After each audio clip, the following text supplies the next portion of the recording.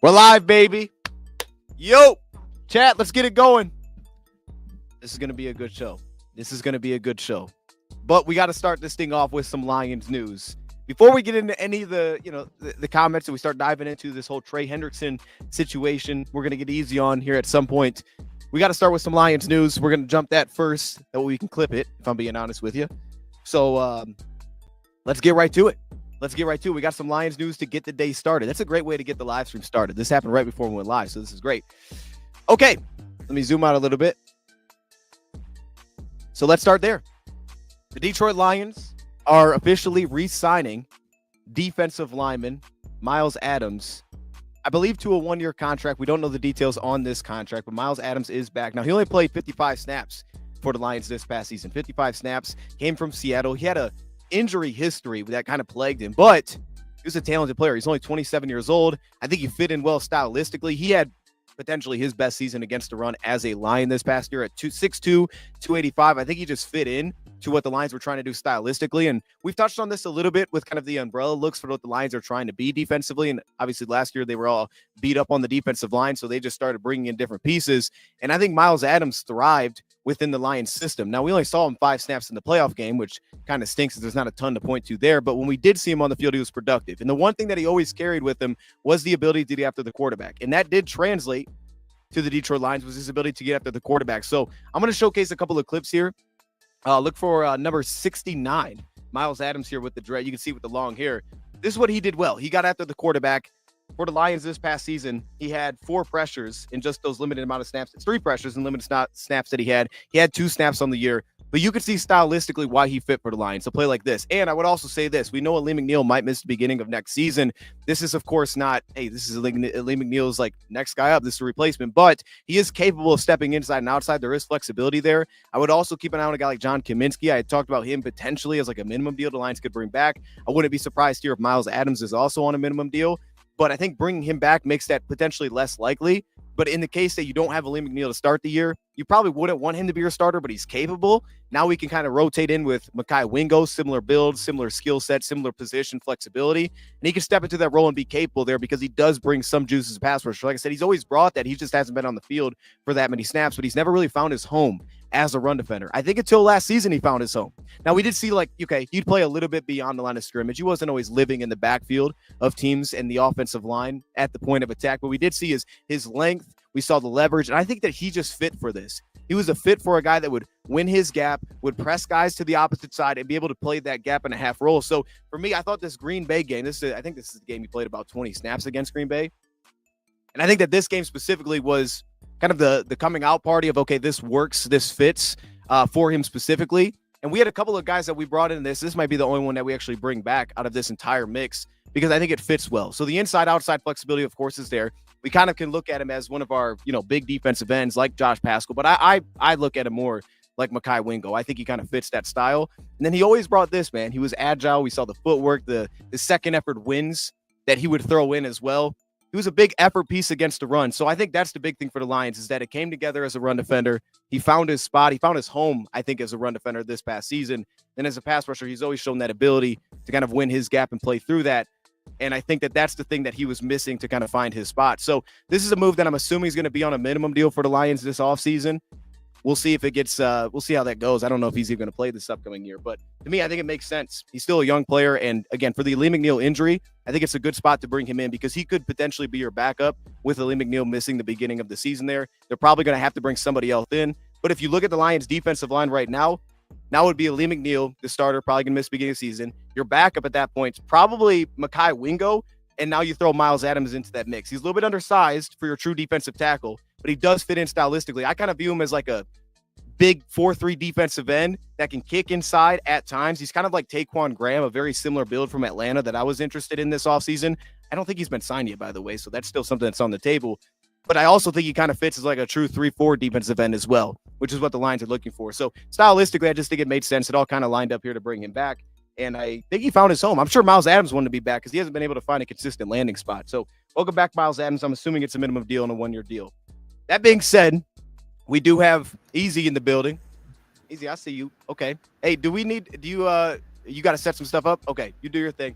Easy's here, though. We're going to have Easy at some point get on. And we want to talk about Trey Hendrickson. Well, I want to talk about Trey Hendrickson because we haven't really dove into this, but I've seen the comments. Actually, what got me to doing this is today I've seen across the internet like all these articles about Trey Hendrickson and the trade happening.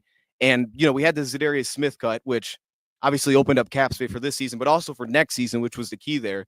And we also got the contract details, some of them. We got some contract details from Derek Barnes, not from DJ Reed yet. That's the one that we're waiting to play out. And that's going to be the big one because that's such a big contract. The Derek Barnes one's is super interesting because his cap number this year is $3.6 million. It's $10 million for the next 2 years, and there's really no out in his contract until the final year, but you're not saving money even if you cut him in the final year. So that one they're really locked into with Derek Barnes. We usually don't see that. There's a lot of guarantees there, which I'm okay with, but it's a different setup. And if you look at those deals they give, in Marcus Davenport's cap, it's less than $2 million this year. We were told initially it was up to $4.75 million. $2 million is sent to be in just straight incentives for Marcus Davenport, which makes the deal look a lot better on the surface for the Lions. Like, all right, they got him at a pretty cheap price. Like this feels like the Charles Harris contract the first time around. That's what it really feels like now, especially with those kind of incentives, which I'm sure is based on playing time, but it's not even, I don't even think they're expected that he's going to hit those bonuses. So we'll see how that all shakes out. But when you look at the numbers that the Lions actually set here, they have a lot of cap space still right now. They have a lot of cap space for 2025 still. It's the future years that we always talk about and discuss. And that's something I want to kind of dive into a little bit, to look at the future years, to look at 2026, to look at 2027 and the impact that Trey Hendrickson, a trade, would actually have, because that's where things get a little bit messy. Myles Garrett getting the massive deal he got, Max Crosby getting the massive deal he got. If you keep in mind, you look at the guarantees that those guys got as well. Like Max Crosby got $106 million. I think that was his total number. $91 million was guaranteed. So the idea of bringing in a Hendrickson is likely you're going to have so much guarantees because he also for this year doesn't have any guarantees on his contract. So I would assume you're going to have to guarantee a ton of his new deal.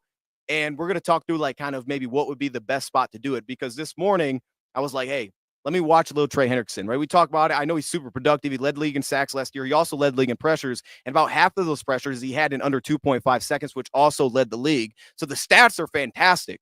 But I always wondered about Hendrickson because, first off, it gives you a weird vibe when the dude's not wearing gloves. We just got to start there. He doesn't even wear gloves. So right there, I'm like, wait a minute, this might be a little awkward. But no, outside of that, I wanted to see, is this going to translate as a run defender? I want to get better against the run. Does this fit with Aiden Hutchinson? And watching it this morning, I think there's definitely things that fit. I think there's concerns. We're not concerns, but there's reasons that he wouldn't be the highest paid edge defender, even with the kind of production that he did have. But the immediate thing that stands out is by position that he plays. He plays the opposite position of Aiden Hutchinson. So on paper, you could line the two opposite each other and it'd be natural for both sides there. So he wears no gloves. It's weird looking. It is weird. It makes it look like he's got tiny hands, which I think he kind of does. But that works for, it's kind of cool though. It's like the old school, the receivers that wear no gloves. It's kind of nice to see it. You're like, all right, this guy's kind of built different. Like Dan Campbell's looking at that like, well, he don't wear gloves. Hold up. That might be our guy. So I want to show some clips because I did save some. I went through 3 of his games this morning.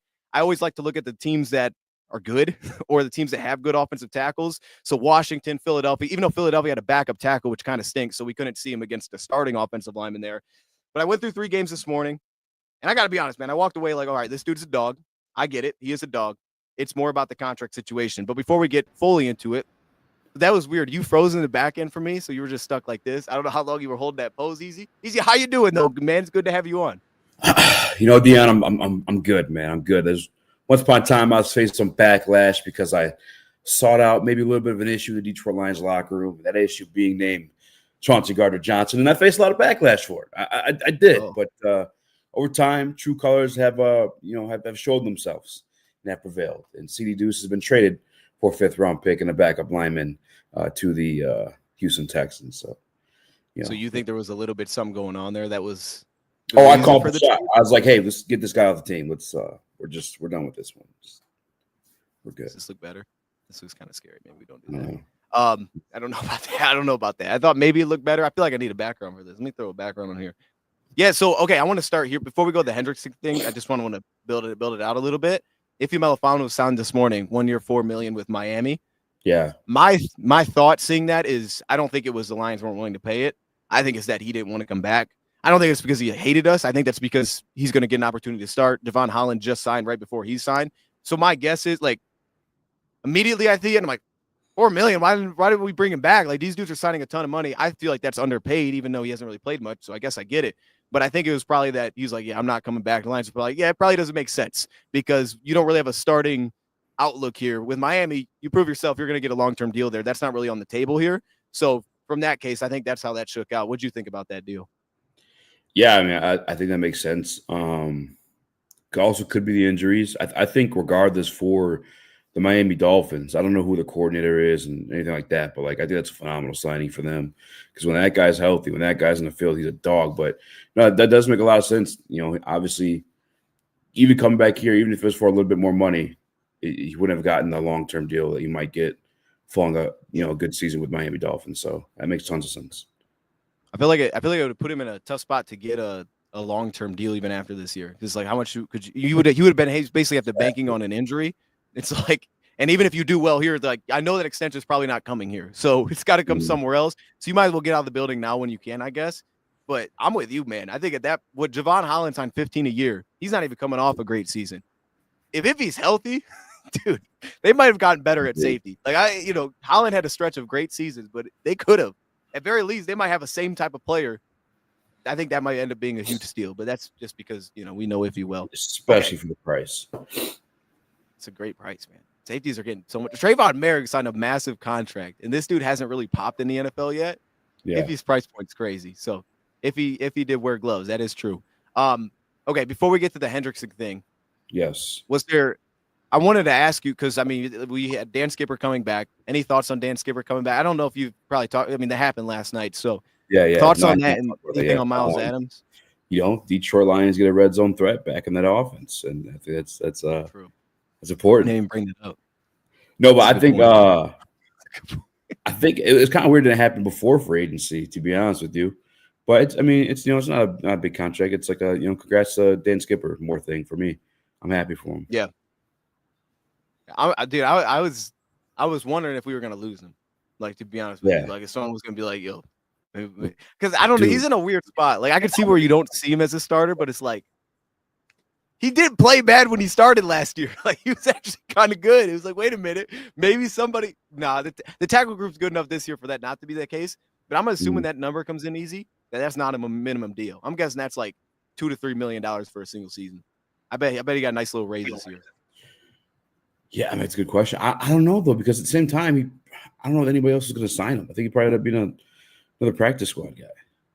I feel like Gio Manu in that role could almost like that sounds crazy. I don't even know if it's going to be a role anymore without Ben Johnson, but like because he's more of an athlete than Dan Skipper. All due respect to Dan Skipper, obviously, but like Gio Manu in that same role would be kind of nasty. At least that's the way I envision that at some point when we have Ben Johnson here. What's up, Booner? No, that's true. You know what though? We could use both because like I'm with you on that. For the 6th offensive lineman, I would rather see it be because I feel like even when Skipper goes in those spots, like it does feel shaky because I feel like you say he doesn't move that well, so you have to deal with a lot more space and it feels like awkward. So maybe you use Manu for that, but Skipper, if I had to go to a backup tackle because I haven't seen Manu, I'm definitely going with Skipper right now. But hopefully that's Manu. And we look at this Hendrickson thing, like I'm looking out the future years, like specifically 2027. That looks like that could be the year where, if there is a year, the Lions try to get to the next tackle. That could be the year that Manu has to become that dude. Like I feel like if there's a real timeline that feels like could be in place, that could be the year that the transition happens. So hopefully we at least get to see him at some point. I just want to see what it looks like. We don't even know, man. I want to see the vision. I mean, I can only imagine it, and the imagination gets out of control with it because obviously it's he's a big dude, extremely athletic. I guess that's got to be it. That's got to be what they see too. I want to see it come to fruition because we gave a 3rd round pick up to do it. And that was crazy to me. Yeah. Give him a 3rd round pick to move up in the 4th round. It was gross. We did, bro. And I just say that not a single person knew who he was when we drafted. That guy. What school does he play for? It was a search to find the school that he played for. Easy. Okay. It was almost on Tavai. Not as far. It was further than the Tavai level, but Dude, and honestly, that's why keeping Hank Fraley was so huge too, because like he's truly one of the best. And like you grab obviously he hasn't played the best competition, but like those traits, they're not falling off of trees, Right. Shout out to Phil. Hey, yo, shout out to the chat, man. We see y'all in here. Yes, all sir. right. I don't know where you stand on any of this Hendrickson thing. So let's just get right to it. But I want to start with the financial kind of idea, or not even financial, but just the whole trade idea. Yeah. So I'm gonna go to let me just that way I can show it on the screen. I'll just share screen it. because I lined this up how I'm thinking this is probably going to go down based on what people were kind of expecting for Hendrickson. So let's go through where we're at. He's going to come in, and if you traded for him, this thing on here, his cap number is 16 million, right? So it's 16 million for this year, which I bring this up because this is affordable. Now, don't worry about these numbers. I've been messing with them. That's affordable because easy. I don't know. Have you seen the contract details on Derek Barnes and the guys that they have like listed out there, like how they set these numbers? Have you seen any of those? Yeah, I knew Barnes would be like 4 million, and then I know Davenport was like 1.7 in terms of like the cap hits. Yeah, like the Barnes one was surprised. I'm gonna show those on the screen because these were kind of surprising. I know they usually like have the lower number up front, but they have a lot of money to mess around with still this year. It's like you do have to spend like a portion, like you can't roll over everything every year. But like seeing like the way they set this, man, like this thing is locked in, dude. This is locked in for 3 years, and it's a massive jump for the next 2 seasons. This would surprise me, but we heard it was a lot of guaranteed money, so I guess it does make sense. But like the base salary is a minimum deal. They gave him a minimum deal for year 1 on the base salary to make sure they had this kind of leftover cap. I got to assume also they have a pretty good sense that this cap number is definitely going to continue to take off because over the cap's projecting it like 7 to 10 million more next year. They must be projected like it's going 30 million more. Like it's going to just continue going that way rather than a slight jump. I think over the cap's pretty conservative with their numbers. No, I'm with you on that one. It's honestly really like a 2-year deal.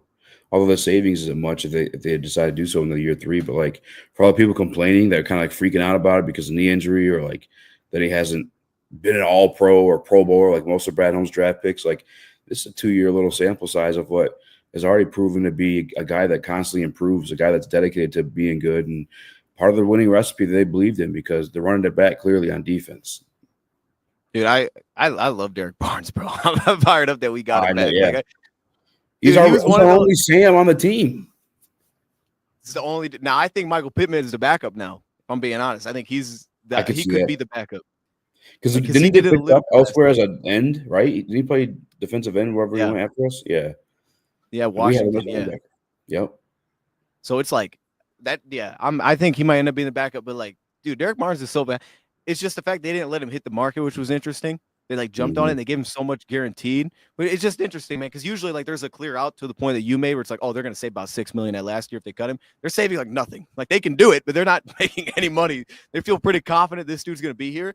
But this contract it's not this much crazy about it. It's just the fact that the number you hear is obviously not what it's going to look like because $2 million in incentives are available here. 1.75 million is what it's set at right now. So they'll need some money left over as that goes forward. But this is like a super cheap contract. I didn't expect it to be this low, to be honest with you. I didn't expect the number to be this far down. This could end up being easily the steal that they have for you. This could be the Charles Harris steal that he was when he initially signed his prove a deal. His contract was set up perfectly for his situation, and the high end of it is pretty dang high. Like I like Marcus Davenport a lot when healthy. I know we only got 2 games of it, but if you paid attention, at least if you were looking for it, you're interested to see like, hey, who's this guy we signed?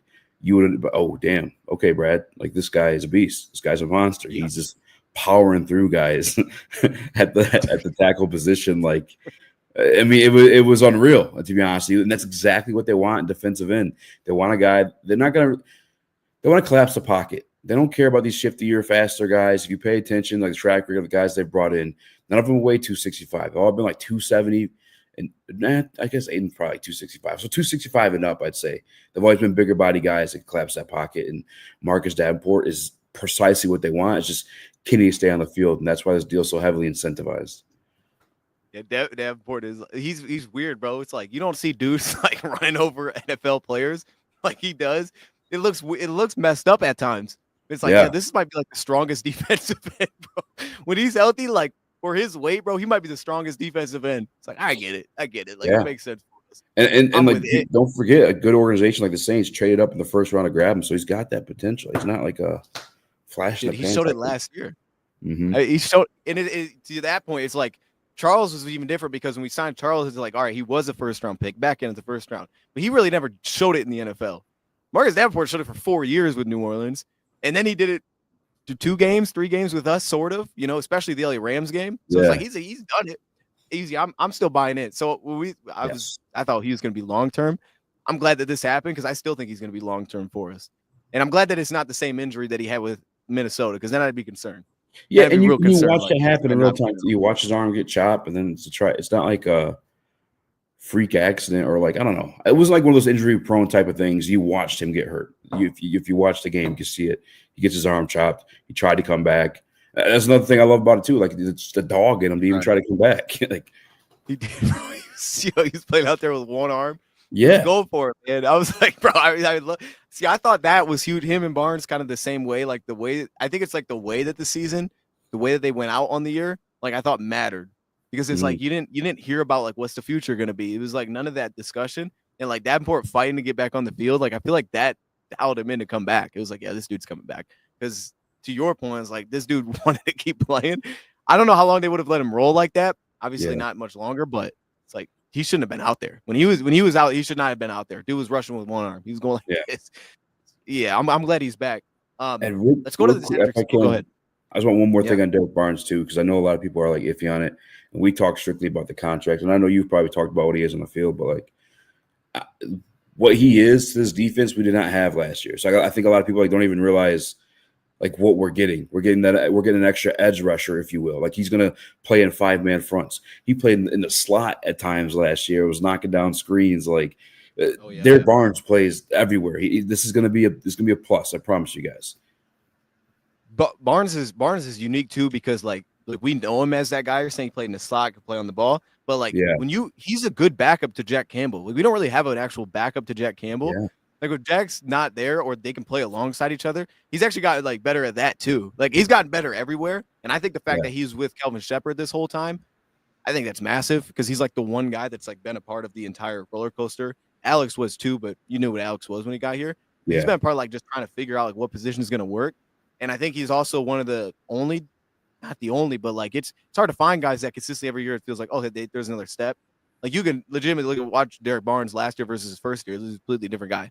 So like I don't have any concerns about it, like you're saying too. And then he didn't tear anything, so I don't know. I mean, sounds good to me, man. I'm glad he got that money. MCL's a little. I tore my MCL at a wedding.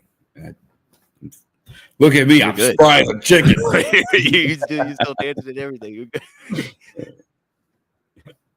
Okay, hey, that's good insight though, Chad. See, this is why actually we had you on here. Can you please show us your MCL so that we can understand what? that's OnlyFans content. Relax, dude. Okay, see, you can't give that away. Your MCL.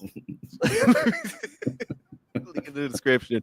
All right, no, hey man. So Trey Hendrickson, I want to look at this because first off, there's a trade package. Now I'll show some clips because he's a heck of a player, and I'll show my concerns. That way I can get everybody's thoughts here, because I haven't heard your thoughts on this at all. I really haven't gotten my thoughts at all, to be honest, because I've heard the idea. Usually I shoot it down because I'm like, I can't do it financially. So my expectation is he has no guarantees. Let's say you take the $16 million. Lions financially can do that because they're not paying like anybody. We'll see what the Reed number comes in at. Maybe that one's different. Maybe that's super front loaded, but I doubt it. That's just not how they do things. So my guess is he might have like an $8 to $10 million cap of this year. So I don't think we're going to have any problem taking on a $16 million deal for this season. It's about the extension. And from what I've read, like production-wise, you can make the case that he gets paid up there with Garrett, $40 million. I don't think that'll be the case. Maybe he's more like, I want to play for a winner. We haven't heard that, though. Yeah. I think $30 million is a safe bet. 35 was max. Some people are saying that. I've also heard people say 25 to 27 million. I think that could actually make some sense because he is a little bit older. He's 30 years old. But also, as productive as he is, like, I want to believe that whoever's going to go after him and actually invest like that isn't just looking at the numbers and sacks and saying, all right, this is the best pass rusher. Like they're watching him and be like, I don't know if there's the full well-rounded package as like a Myles Garrett is to make him worth $40 million. Like, I don't think he's that player even if he had more production this past season. So I'm going like this is like ultra conservative that he would take something like this. But like I was thinking about, okay, let's say it was 25 to 27 million, which some people were saying. So I'll just make it 26 million. And let's say it's a 2-year deal on top of what he's getting now. Most of that's going to be guaranteed. So the problem is there's not going to be any flexibility, I would assume, with his deal once you get to 2027. Hopefully they could. I mean, if you could get out of it and make this perfect, but there's probably not going to be. So those two things. Then you look at our financial situation. I think 2026 already easy. We're going to have to start restructuring, guys. And if you look at like how the contract is set up, this is why I think it's interesting with Barnes. One guy I would go to is, let me go to Aleem McNeil. Lee McNeil is probably going to get restructured after the season. He has like a ton of restructured money available because the guarantees we gave him, like all of his guarantees are hitting first year of the new deal, and his cap number is only $6 million when they're actually hitting. But in the back end, you can see like they left so much. I mean, look at that. If you moved off him in 2026, you'd save $23 million with only 6 dead. There's no guaranteed salary here at all. So I would assume that he's going to get restructured for sure, even though that'll kind of kick this number back up again, which is the downside of that. So I think he's going to get restructured. And I think Jared Goff is going to get restructured because there's no way they're going to have him on a Jared Goff, $69 million. There's no way they're having to play $70 million. You're throwing 4 years. Yeah, no. So those dudes are definitely going to get restructured. But then you also have Aiden Hutchinson. Now, they could – I think what they'd have to do is take the path of what they did with Sewell, because even though the fifth-year option right now is projected $20.8 million if they pick it up, which is super reasonable because Hutch will probably get 40+ a year, $20 million is reasonable. I think they may have to still lap it back into a new deal to make this make sense, to make the timelines work out. Because Trey Hendrickson, unless they push it all into 2027, because they really don't have that many guys under contract in 2027. So let's just say that he gets the fifth-year option picked up. Now he's at $21 million. I think it'd be best to kind of lap it back in if they were going to try to make this happen. Because then you get to 2027, and this would be the path to, I think, make this work. You would kind of have to anticipate this is the year we move off of Decker. We save $18 million by cutting him in 2027. This is the year that hopefully Manu or somebody else steps in as that spot. He would be the one key domino. I think Graham Glasgow would already be moved off of, and then David Montgomery would probably also be moved off of in that spot. And this is without knowing what the cap numbers are actually going to look like. But we wouldn't have a lot of dudes under contract. You'd have Hutch and you'd have Hendrickson. Then you'd have everybody else in between that's on rookie deals that are going to start to get paid. So from a financial, even going on the conservative side, easy. This holds me back, man. Like, I don't know how they make this make a ton of sense for 2026 and 2027. Like, you can do it if you just restructure a lot of these deals, which I think they're going to have to regardless. But I think if you don't have an out in 2027, you're putting yourself in a really dangerous spot. That's kind of my assumption here. And then we'll get to the player. What do you think about the whole cap side, just the cap side specifically? Simply not happening because of that. Like, just offer it. Like, I like, before you even dive into the player, before we talk about how good he is, before we talk about what you don't like about him, like, just know how Brad Holmes approaches free agency to begin with. Like, a lot of people are freaking out because day one wasn't a lot of action. That's what it is with Brad Holmes. They're not going to give you day one action. He's straight up set. They're going to take care of their guys internally first before they look for external ads. And yes, they will go out and they'll plug holes externally, but it's never going to be a guy that is top 5 at his position in terms of just market value. Like, it's never going to be that type of guy. That's what Trey Hendrickson is right now. That's what Trey Hendrickson's looking for. He's leaving the Cincinnati Bengals because he wants a new contract. He wants more money. He doesn't want to go play for the Super Bowl. He's in that situation right now. He's played in a Super Bowl with this team. He wants money. And Brad Holmes before, and I could probably send to you over Twitter if you'd like, but before he ended his presser at the Combine, he was talking about, we would like to have extra edge rushers, but we have to pay Aiden Hutchinson right now. And depends what it costs to get that guy. And then at the very end, Dave Burkett asked him point blank period, are we going to get another star edge rusher on this team? And Brad verbatim said, probably not. And shook his head and laughed off the podium. Like, it's not going to happen. Like, first and foremost, beyond just like, we're talking about just free agency paying guys. You're talking about a guy in Trey Hendrickson. You have to give up an asset to then pay this guy. It's just not simple. It's not going to happen. On top, that's before we even get to him as a player too, because the sack numbers are great. And that's why I love like Shamar Stewart and the draft. Everyone's like, what is production? Where's the production? It's not on production. You got to watch the film. Like, how's he getting it done? What's the context around the situation? Who's next to him? How's he getting these sacks? Is a tight end blocking him? Or is it because the Bengals are constantly scoring, so their teams are constantly in pass situations too? Like, I don't know, man. It's a lot of people see the sack numbers and then it just boom, Lion, make it happen. But it's not in reality. It's not based in reality at all, in my opinion. Sorry. Okay, so let's. No, I'm with you. Like, I'm usually like immediately like turning these ideas down just for the same reason. I'm just like, I don't see, because I always say, like, the one thing that'll hurt the Lions and get rid of this bubble they're trying to stay in is give this kind of deal out. Dude gets hurt and now we're trapped and we can't get off it. Or even if you give it out and he doesn't get hurt, if you're not winning, you better be winning like what we're doing right now, because if you're not getting to that level and you have to try to like, all right, let's make a tweak to our roster, there's not a lot of tweaks you can make. You're kind of dialed in like, this is how we're built. We're built like this and this has to work. That's the spot that you get put in. So, and again, this is going conservatively on the cap number. Now, the cap number can be much higher, make this more possible. And it's also, and the Lions always like to have cap space moved over. So they're not going to play it down to the number anyway. But it's also saying only a 2-year deal. We're not even getting into like if he wants 3 to 4 years, which is possible that he's looking for that as well. I'm just saying 2 years just to go on kind of the safe side, because I think that'd make the Lions the most sense, because then they could restructure next year. Then before they get the massive part of Hutchinson's contract, it'd be kind of the end of Trey Hendrickson. And then you just kind of move forward. That way there's not too much, because that's the thing you got to avoid. The overlap between their two deals is going to be the problem. If those two dudes are hitting at the same time, we're going to have no money to spend because you got Goff on a $70 million cap hit. Like those will be a problem because he's going to get restructured. And once Jared Goff gets restructured this year, if we do it like this, he's got a $69 million cap hit. But once you restructure him, even if we don't go the full amount, let's just say restructure 30 million, something like that. Do that. I mean, that's a massive restructure. Then obviously his cap hit goes up in the future too. Now those numbers just start pushing forward. Now it's back up to 60 million. So restructures don't make it like you got Branch, we got Kirby, Jameer. Like now, how do we make it make sense though? Like if we look at it from the perspective, okay, but how can we make it make sense? This is what I would say. So let's go to the trade value and then we'll go to the deals. First off, you don't bring back Levi. And I think it's possible that he makes 15 to 20 million in free agency, what we've seen so far. So now I don't know that the Lions are in that range or not in that range. I don't know Lions are out on Levi because I think there's a reason he's still available. I think conversations are happening. And I think the Lions, obviously he's testing to see what he can get paid. But I think the Lions are open to bringing him back. And I think they'd love to have him back. I think that Brad Holmes likes his guys, man. And I think what he saw last year, you could look at him and be like, yeah, he's a good player. And, he did everything we want him to. So the path will be the hardest spot for Levi. Like iffy. It's like, where's my future path here? Why does it make sense for me to sign here? Unless I'm getting my long-term deal now, why does it make sense? Because why would I sign a short-term deal? So I think that's all it's going to come down to. Is the team willing to give him 3+ years? The team is, I think he's gone. But if they're not, and we can get him on that short-term deal, I think Brad would be willing to pay him a high number to come back on a 1 to 2 year deal. That's my take on it. So one, don't bring back Levi, because then if it's a long-term deal, it's just not going to make any sense, because then you're going to have that overlap again. So that'd be step one. And then from the trade, I hopefully get Kevin Zettler back. You can do both of those. But then from a trade value perspective, from what I've read, is that they're looking for a first-round pick or a strong day 2 package. Now, usually these teams don't get what they want. It usually falls back like DK Metcalf does. So if I go again on the safe side, say it's a day 2 package, I was thinking maybe like you give up pick 60 this year because you'd have 28 and 101 with the comp pick.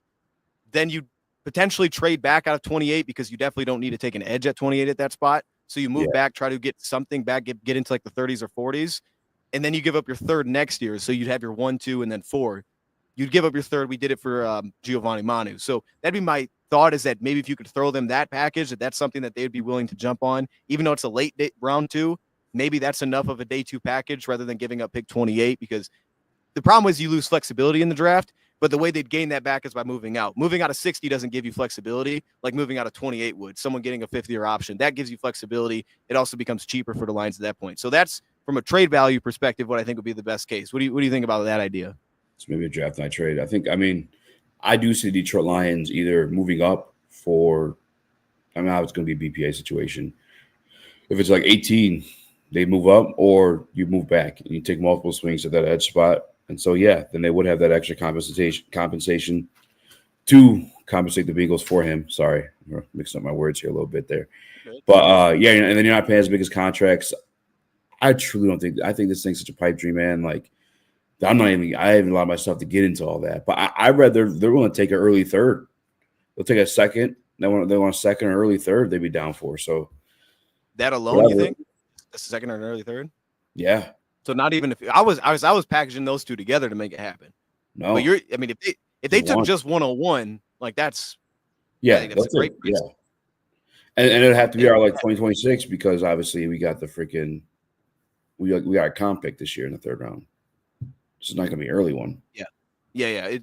I was projecting 101 when I was throwing that number, because you're good. My thought is that Cincinnati their perspective is like, well, all we know is it's a good edge rusher class. We would take back that 2nd round pick, because then we have flexibility to go get somebody to try to replace it immediately. I think timing wise, it also makes sense. If there's a year to move off trade, there's a reason they said, hey, you can go look somewhere else, is because timing wise, if they're going to continue to try to build for the draft and not pay guys, this is the year to do that. If you're trying to just simply replace somebody, if you're trying to draft the need, this is the year to get a draft pick to do that. So I could see them maybe 101, but I could see a draft pick this year being really interesting to them, knowing that they can get their edge rusher back this year. And Trey Hendrickson was a 3rd-round pick, just throwing that out there. I mean, it's unlikely you get that, but he was maybe, I don't know, maybe 101 would do it. That's a hot, hey, I don't know. Okay, now I want to go to the player a little bit. And these clips are going to be garbage, but easy. Hang with me on this, okay? I just have like 6 of them or something because I haven't really dove into Hendrickson at all. So I wanted to just like show people what I saw and I think why he's so productive because, like I said, the numbers are crazy. He had 83 pressures last year. That's first. 18 sacks. That's first. 32 stops. That's 15th. Now, to your point, he was 22nd in run snaps played and like 5th in pass snaps played. So he did have more opportunity as a pass rusher than run defense. And I think if you look at it from a edge basis, that's not just that there's more teams passing the ball. I think that's because he's on the field more for passing downs to the point that you made. So I think you made a good point there earlier. I think that's what those numbers showcase. So I went through 3 games, and I think you'll see the concerns quickly. First off, from a build perspective, you hit on Marcus Davenport, like the length, and cut me off whenever, the length and the power, that kind of thing. That's not what shows up with Hendrickson's game. Now, I immediately like this. He's lined up at a right defensive end. So immediately you could put him opposite of Hutchinson. They both fit naturally on opposite sides of the field. But the length, the explosive, like power aspect of his game, that's not really his game. It's actually a completely different style. So if you're just looking for that type, this isn't Trey Hendrickson. That's not who he is, right? He's not Marcus Davenport. But I think the first step is immediately the first thing that caught my eye. He gets off the ball reactively. His timing is fantastic. Let me move myself a little bit here. That way I don't jump on the screen. But you'll see losses, but you see how he wins. Actually, this is the way that he wins the most. And I think this gave him the biggest problem, to be honest with you. Anytime a team put in a blocker outside his shoulder and they cut off his path around the arc, this is how he constantly wins. He wins on the outside. I thought he'd be more of like an inside kind of winner. He'd be super agile, have a ton of shake. I think his footwork's good, but I don't think he has a ton of shake. I think he wins more like this. He wins on the arc. So when teams would put a guy in the slot, that I think hurt his reps the most because he doesn't have the element of true speed to power, just blowing people back, where he can play in kind of a small alley as well. He wins more like this, so it turns into much more of a second effort win at that point. But he uses his hands well. You see the footwork, and this is kind of how he goes. However, back to some of the problems that I have. Easy, this is one of them. I think he's a little bit predictable because he has a way that he wins. So it works a lot, but he has a way that he wins. It's this bend around the top. He shows his hands because he kind of gets to the same thing over and over, which allows tackles to set him up. Allows tackles to get him to fire. They can kind of cut off the edge and they can shut it down. Do you have anything you want to throw in there? I mean, I'll can keep going, but I didn't want to. No, I'm listening. Okay. Now run defense easy is actually the part that I was probably the most surprised because I didn't think he was bad against the run. I thought this would be the concern. Like as I always say, I want to get better against the run. And I think opposite of Hutch, we need to have a guy that helps against the run. I think Davenport does that just style wise. That's what he does. But he was actually better against the run than I thought. Not for the reason that Davenport is, but in his own right. One, I think he's super disciplined as a run defender. This time the ball doesn't even go his direction. I think he plays with really fast hand. He enters quickly. He doesn't play, and you'll see it on these plays. There's not a lot of knockback to his game. You don't see a lot of this ability to kind of press through and push offensive tackles backwards. He doesn't play with heavy hands. So in a lot of the physical aspects, he's not an overpowering edge rusher, but he's super consistent. He gets so many stops to me because he's super disciplined. So it shows up against Washington and Philly. I think it was Washington that they didn't like run the ball his way like one time. Everything was away from him. It's super disciplined. So when you think about all these like quarterback getting into action with the running back, he's a guy that actually handles that incredibly well. And he also opens himself to a lot of these like second effort wins. But you can see right here, he's not pushing guys backwards, but he's super consistent. He's super consistent by the way that he sets the edge. Now we get to Philly. You can see how fast he gets off the ball. I was a little bit disappointed. I was hoping he'd win a little bit more in this game, to be honest. His ability to get dudes to overset, I think, is his best trait because of that first step. You can see how fast he times it off the ball. He gets them to overset, and then he has the body control like this. He keeps working, uses his hands super well. He finds entry points, I think, at such a high level. I think he's got some of the best hand usage probably from an edge defender because he's not athletically that gifted, which makes sense. He's not super long, so he'll get outreached by tackles at times, but he continues to work through reps because of the way they position himself. Same thing against the run. The way that he positions himself, he wins his gaps consistently. The problem is you'll see on a play like this, when he's finishing, he's getting pushed back. He's not setting an anchor and then pushing you backwards and making it a tackle for loss. He's getting stops, but he's getting stops 3 yards beyond the line of scrimmage. So he positions himself well. He's not a guy that's pushing things backwards. He's not pushing things back to the quarterback or back beyond the line of scrimmage like a Davenport's capable of. So it's very different from that perspective. Then you see speed to power wise, there's not a lot of that. Like this is once it gets cut off, right here, you could see that he could just be absorbed and it kind of just ends as a pass rusher. I was surprised as a run defender, Easy. I think he's a much better run defender than what you may expect for a guy at his build. And I think as a pass rusher, his ability to flatten the edge while having a great timing, he's not the fast, like he's not, you brought up Shamar Stewart. He's not that. Like when Shamar goes, that dude is like flying. I mean, he looks like a track star running the court. He's not that, but he gets it so consistently by the way that he sets it up and then he can get flat because he plays with such great angles. I think it leads to like consistency, second effort wins. There's a stunt ability there too because he finds like the little creases and he slithers well, but I think the pass rush would translate. And I think he could play opposite of Hutch, but the mentality of, oh, we want a pocket collapser to push it back to Hutch, that's not him. He's going to be the guy that flattens the edge to push it back inside, which in theory could help Hutchinson because Hutchinson wins a lot inside. And remember at college, one of his knocks was, oh, he wins too much inside. He doesn't win outside. So in theory, it could work. If you have a guy pushing him back upfield and the other guy wins inside, those two opposite each other work. So I think as a pass rusher, it actually works well, even though it's not the expected thing to work well. I think as a run defender, he's adequate. Like he's fine. He's going to do what he does at a high level. He's going to be really good against a lot of movement that's happening. It's just he's not going to be an enforcer. And I think we've even seen that through his grades over the years. That's not really him. So based on this, Easy, price point alone, I think he's worthy of paying just under $30 million a year. If you told me it's just the price point, I think it's worthy. The problem is the Lions situation with Hutch. If we didn't have a pass rusher, I'd do this right now. And like, get the deal done. Let's keep this thing moving. But then you throw the draft capital on top. I don't think that he's a Myles Garrett or Max Crosby. I think he's a better pass rusher than Max Crosby. But I don't think well-rounded wise, build physical traits that teams are going to love him that much. So I don't know that his price point will actually get that high. The problem is the guarantees will be super high. What do you think about all of this? I know I said a lot right there. Chat, let me know what y'all think. Yeah. I said a lot right there. No, you're good. Yeah, there's a great breakdown. I think a lot of people need to see that kind of stuff. No. It's just not going to happen. I started to open up to it a little bit yesterday. I was like, well, nothing has happened yet. And they did save a little bit of money with Darius Smith, but it was only $5.7 million. Not even 2 years. Not even enough to like. 2 years they saved $5 million. What'd you say? Could help him next year too. It could help him next. They save $5 million next year too, so it could. Yeah, true. Like it's if it's $26 million, it's only technically $21 million now for him, right? So it's like, all right, that's more reasonable. It's 2027 that it doesn't account for, but it does account for next year. Yeah, this just is not the one. I just can't envision Brad giving up draft assets and then paying this guy. And honestly, you were conservative with it. I think he's probably going to be closer to $30 million. Yeah. Then what you had 26, right? 26 because it was like 25 to 27. Yeah. I want to ask you this though. Let's take it from this perspective because this is like people love the win now move idea. If the Detroit Lions gave up what you said they take a day 2 or day 3. Let's say we can go to 1-on-1, but I'll go safer. Let's say it's pick 60. You give him pick 60 and you get Hendrickson. You don't give him a new contract. You just have him ride out 1 year. We gave you a second round pick for 1 season, and these two were on the same team. We have the money to pay it this year. That's not going to be any problem. I mean, you look at free agency, yeah, there's moves that we can make, but there's not a lot of big name splashes that are going to be down the road here. We might make some debt signings. We might find some prove-it deals. There might be like 1 or 2 linebackers that get like $8 million, something like that. There's not like a big move coming. I'd be surprised if any other $10+ million deals happen unless it's an offensive lineman. And I don't think the Lions will do that unless it's Zeitler, and I don't think he's going to get that money. So if the Lions said, we're going to make it a 1-year deal, we're just going to keep you on your final season. There's no guarantees. Maybe we'll bump that up. We'll give you some guarantees just to make you happy. But after that, you're going to become a free agent. Then we turn around and we say, can we get a comp pick back? Is there a chance that we let you walk in free agency after this year? If we don't replace you in free agency because we also draft somebody, now is there a potential that we get a comp pick back for you when you go sign a big deal next year? So it kind of replenishes a little bit of what we feel like we lost. Does that make sense? I think that's a really strong argument for trying to find a path to actually make it make sense. It sounds crazy, but what do you think about that? I'm trying to make it make sense.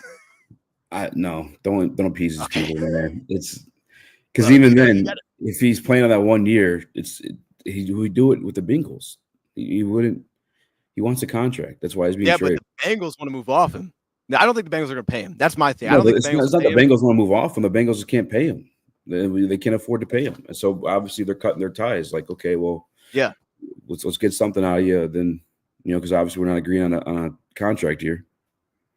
So why wouldn't the Bengals do that then? Like if the Bengals want to move off him, right? Because they know they can't pay him. So wouldn't I mean from his perspective, he may be like, I'm cool staying in Cincy. Oh, he's not. Like, he's not playing a 1 year deal. Like a straight. Have you ever heard him talk on the Maxie show or anything? No, yeah, he's definitely not paying a 1 year deal. He wants What if we made it like fully guaranteed? Like, bro, you were getting that money. You're getting that money, dog. You know what I mean? But look from his perspective, like, yo, you're gonna be outside of Hutch for 1 year. All right. Now I understand there's the risk of injury, it hurts your value next year. But if you just believe in yourself that it won't happen, we'll give you a fully guaranteed year, man. Next year, when you become a free agent, go get your big deal somewhere else. But this is your chance to play opposite of the best pass rusher in football. Go cook this year and go get massive money. We saw what guys got paid this offseason. Go get massive money next year, win your Super Bowl this year. That's not a good sell. I'm the Bengals. We got Joe Burrow, Jamar Chase. We're this close to winning the Super Bowl. We'll guarantee this year. It's the same conversation they're having. It's not going to happen. I see what you're saying. But I don't think the Bengals would guarantee the year because I think the Bengals are broke. What's that? Yeah, they might not. I don't think the Bengals would do that. Well, I did some homework, Dion. I wasn't happy with the results. I think another reason why the Detroit Lions may continue to operate this way forever is I looked up the most cash-rich owners because those are the ones that kind of manipulate the cap space, right? The signing bonuses and whatnot. We are amongst the bottom. We are right before the Cincinnati Bengals. Wait. I'm sorry. I had text. What'd you say? My bad. What'd you say? No, you're good. You're good. So, like in terms of like guaranteeing the money, like I don't know if the Bengals could afford to do that. I don't know. We could afford to do that. Like as guarantee the money. Yeah. Well, we can do it when it's on escrow. 20, you know what I'm saying? 20-some million guaranteed. What did you say? I mean, we gave what was it? What do we give Derek Barnes? 20-some fully guaranteed. Yeah. So that's like Hendrickson's 20 million guaranteed. Bam. It's already money gone.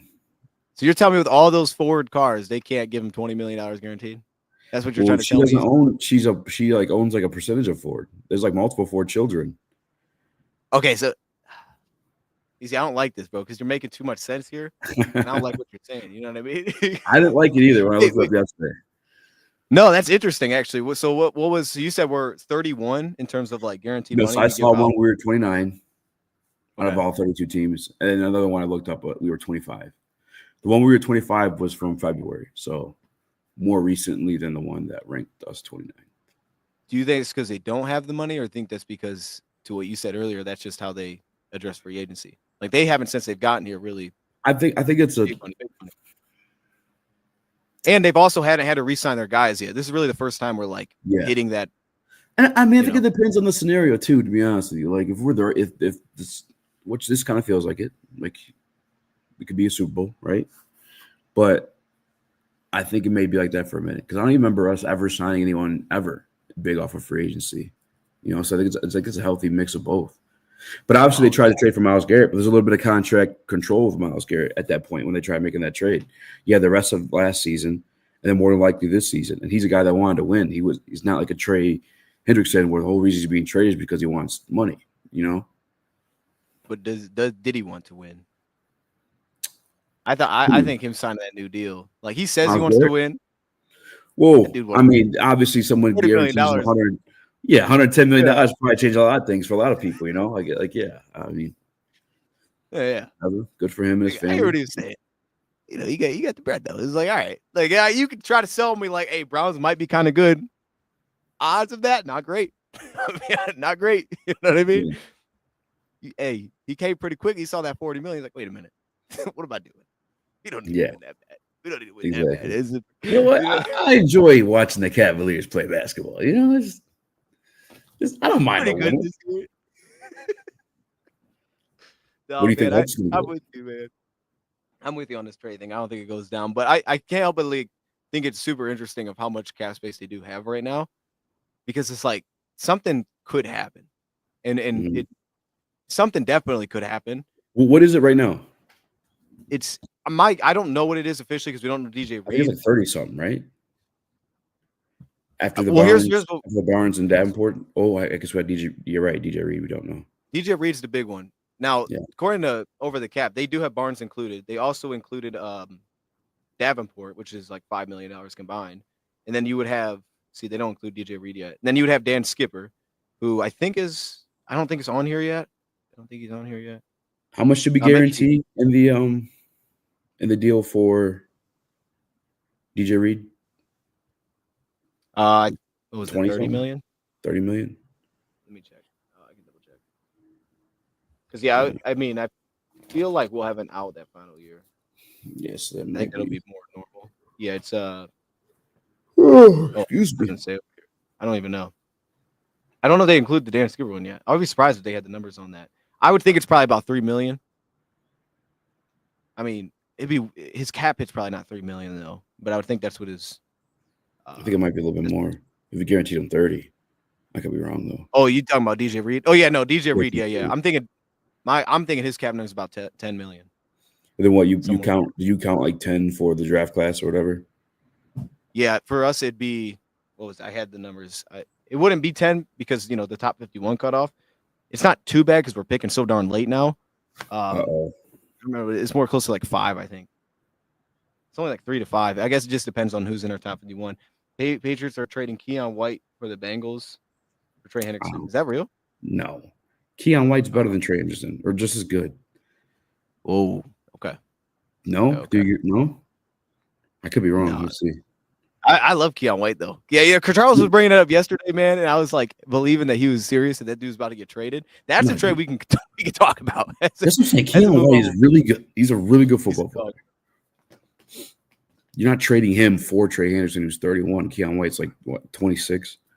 Yeah, dude. Yeah, Keon, and he got his 2 years left. I believe he has 2 years left, but he doesn't have a fifth year. But no, we have good cap space because even if it's a $10 million cap, that puts us at $40 million. And you throw maybe Dan Skipper in there with 1 or 2 for his cap number. He'll probably have a void year, I'm sure, something goofy like that. Maybe not. I was looking at an article for Justin Rogers. 37.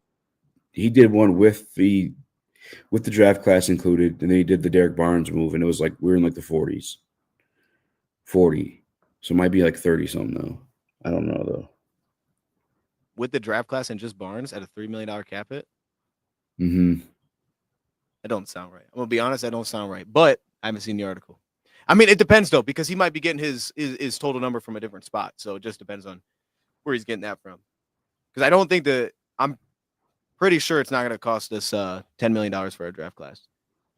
It would in total, but because of the top 51, the back end picks won't even count. They won't even get into the top 51. Until the season starts. Let me see. But to your point, like we're not going to go to 0, so we're going to have 15 million probably just sitting there. That's usually how they go about it. Let's see what they have it on. Over the cap says, what do they say, $7.7 million for the rookie pool. I don't know. 7.7 for the what year is this?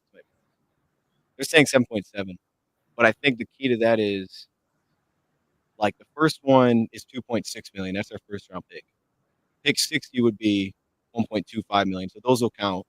And then if you have to wait till 101, that's projected to be $1 million. So at 1.07 million, here's the top 51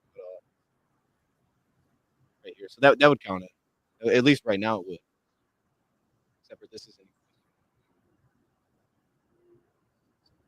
Oh yeah, DJ Reed's gonna push it down. Be interesting. All right. Well, with that, we can leave it there. Oh yeah, roughly under 50.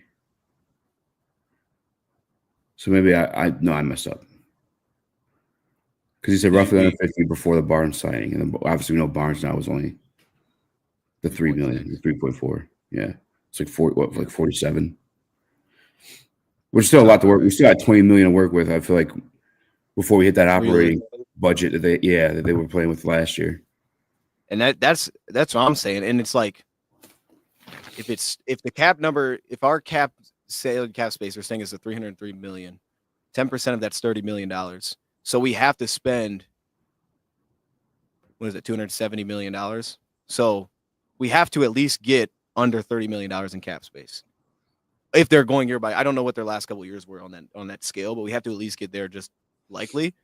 Mm-hmm. So we do have money. Like that's not saying it has to be a big move because like they're going to make some more signs because we do need depth here. But so with that, they have the money to do something. We'll see if they do it. Free agency wise, what I want to just ask you about like the current players because I think there's like 3 main ones: Zeitler, Levi, not Iffy anymore. I guess it's 2 main ones now. I think Vildor is also going to re-sign, but I think he's trying to see if he can get somewhere else on a bigger deal because he's probably not going to sign for much here. He had a good year last year, so I'd like to have him back. But like out of upcoming free agents, I'll throw it on the screen. Like, who do you want to see come back? And do you think any of these guys do? I think you definitely should bring Kevin Zeitler back. I remember, again, in that same combine interview, Brad was talking about watching some of the offensive free agents on Arizona. I know there's like Evan Brown and someone else there too. But today, with the Vikings signing Jonathan Allen, I think you got to lock up that interior. Yeah, because I think obviously tremendous offensive line, but the times we've seen it crumble, it's been interior. That's when Goff has struggled the most, when there's an interior pass rush. So I want to secure that interior offensive line more than ever after the Jonathan Allen signing. No, I completely agree. I don't think I thought about it. I think if he said, "Yo, I want $12 million for 1 year," I think the Lions would pay it. I don't think they'd care. I think they'd be like, okay. Like that's when you're that close, like why not? You know? Yeah, like bro, I feel like if there's like a position they don't care. 6, yeah, dude, they got him. Yeah. They had him a fantastic deal. I mean, I think I would absolutely be open to giving him a raise, no question. I just think he hasn't signed yet because he's trying to figure out his future, where he wants to retire. Does he want to be in Detroit? Because this could be his last year of football, even if he decides to play again. I think that's why he's taking the time. And I think you talk about Jonathan Allen one. There's a lot of vets that came available late for defensive tackle and defensive end. Those to me will probably happen later in the process for the same type of reason. And it's also kind of because like those dudes aren't trying to sign and then be like placed over by somebody and be like, I'm not playing here. Like those dudes are on the last run. They're trying to get Super Bowls, or maybe they're just trying to retire, or they want playing time. Like Javon Hargrave, those dudes. I think those later deals, Zadarius Smith, I think those will come down the road. I don't think those dudes are in any rush. They're not like trying to prove anything. They've made their money. I don't think those guys are in any rush to sign deals. So I think those will take a little bit longer, and I think Zeitler's right in that category. What do you think about Pat O'Connor? Like, I just want to throw that because, like, I think it'd be nice to have him back. But just as like a side note, like, Pat O'Connor, you want him back? I kind of do. All right, Easy's not feeling it. That's cool. No, sorry, I got a crazy text. No, that's cool. I mean, if you're not feeling it, you're not feeling it. I mean,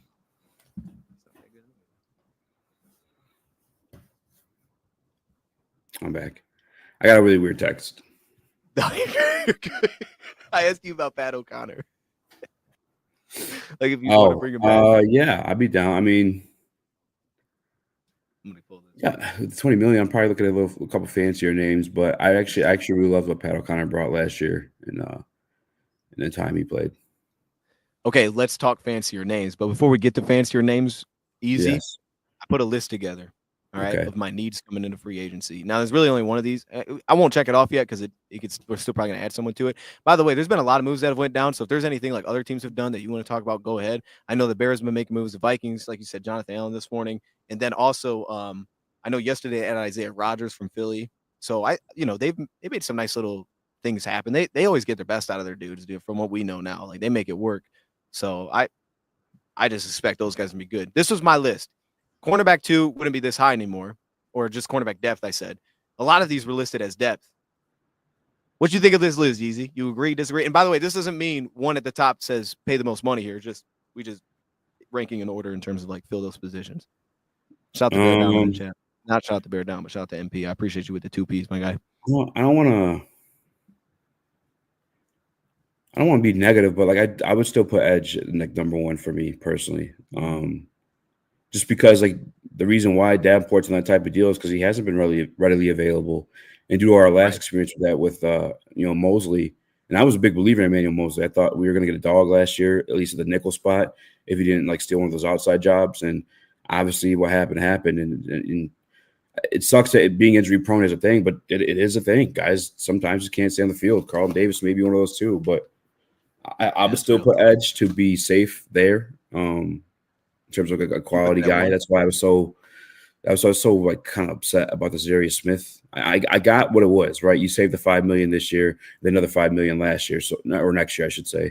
So ultimately it's like 11 something, but I still think you should go grab an Edge just in case Davenport doesn't, Let me ask you that. No, I think that the Edge conversation is super interesting because I didn't want him to cut Zadarius. I didn't think they would. And I thought after they did, they'd re-sign him. I thought they were going to try to open the money, get him back on a 1-year deal. That way they didn't have to deal with next year's dead money. And I still think that's on the table, by the way. I know he said goodbye to Troy. I'm not counting out that at some point this dude's like, I'll come back. even if that's mid-season, I'll come back. I'll sign a deal. We'll wrap the season together. If he liked being here because he put out that message, I'm still leaving that as a possibility. But like for edge, are you thinking like a guy that kind of plays the Davenport role? Because I'm looking at it as, even without Levi, because he's not here, Josh Pascal and Marcus Davenport will kind of be in the same position. Marcus Davenport, if healthy, is a starter. Josh Pascal's his backup. And then obviously you have Hutchinson opposite. I listed as the backup to Aiden Hutchinson because we actually don't have like a backup to Aiden Hutchinson right now. I mean, we move guys around, but we don't actually have a true backup. So which one are you looking? Because like let's say we go in free agency, right? We give out, I don't know. Let's say they give out there's not really any top names left, to be honest. So unless you have somebody, but if they give out like a 1-year deal to a young dude, all right, he's upside. We'll just take a swing and see what it can turn into.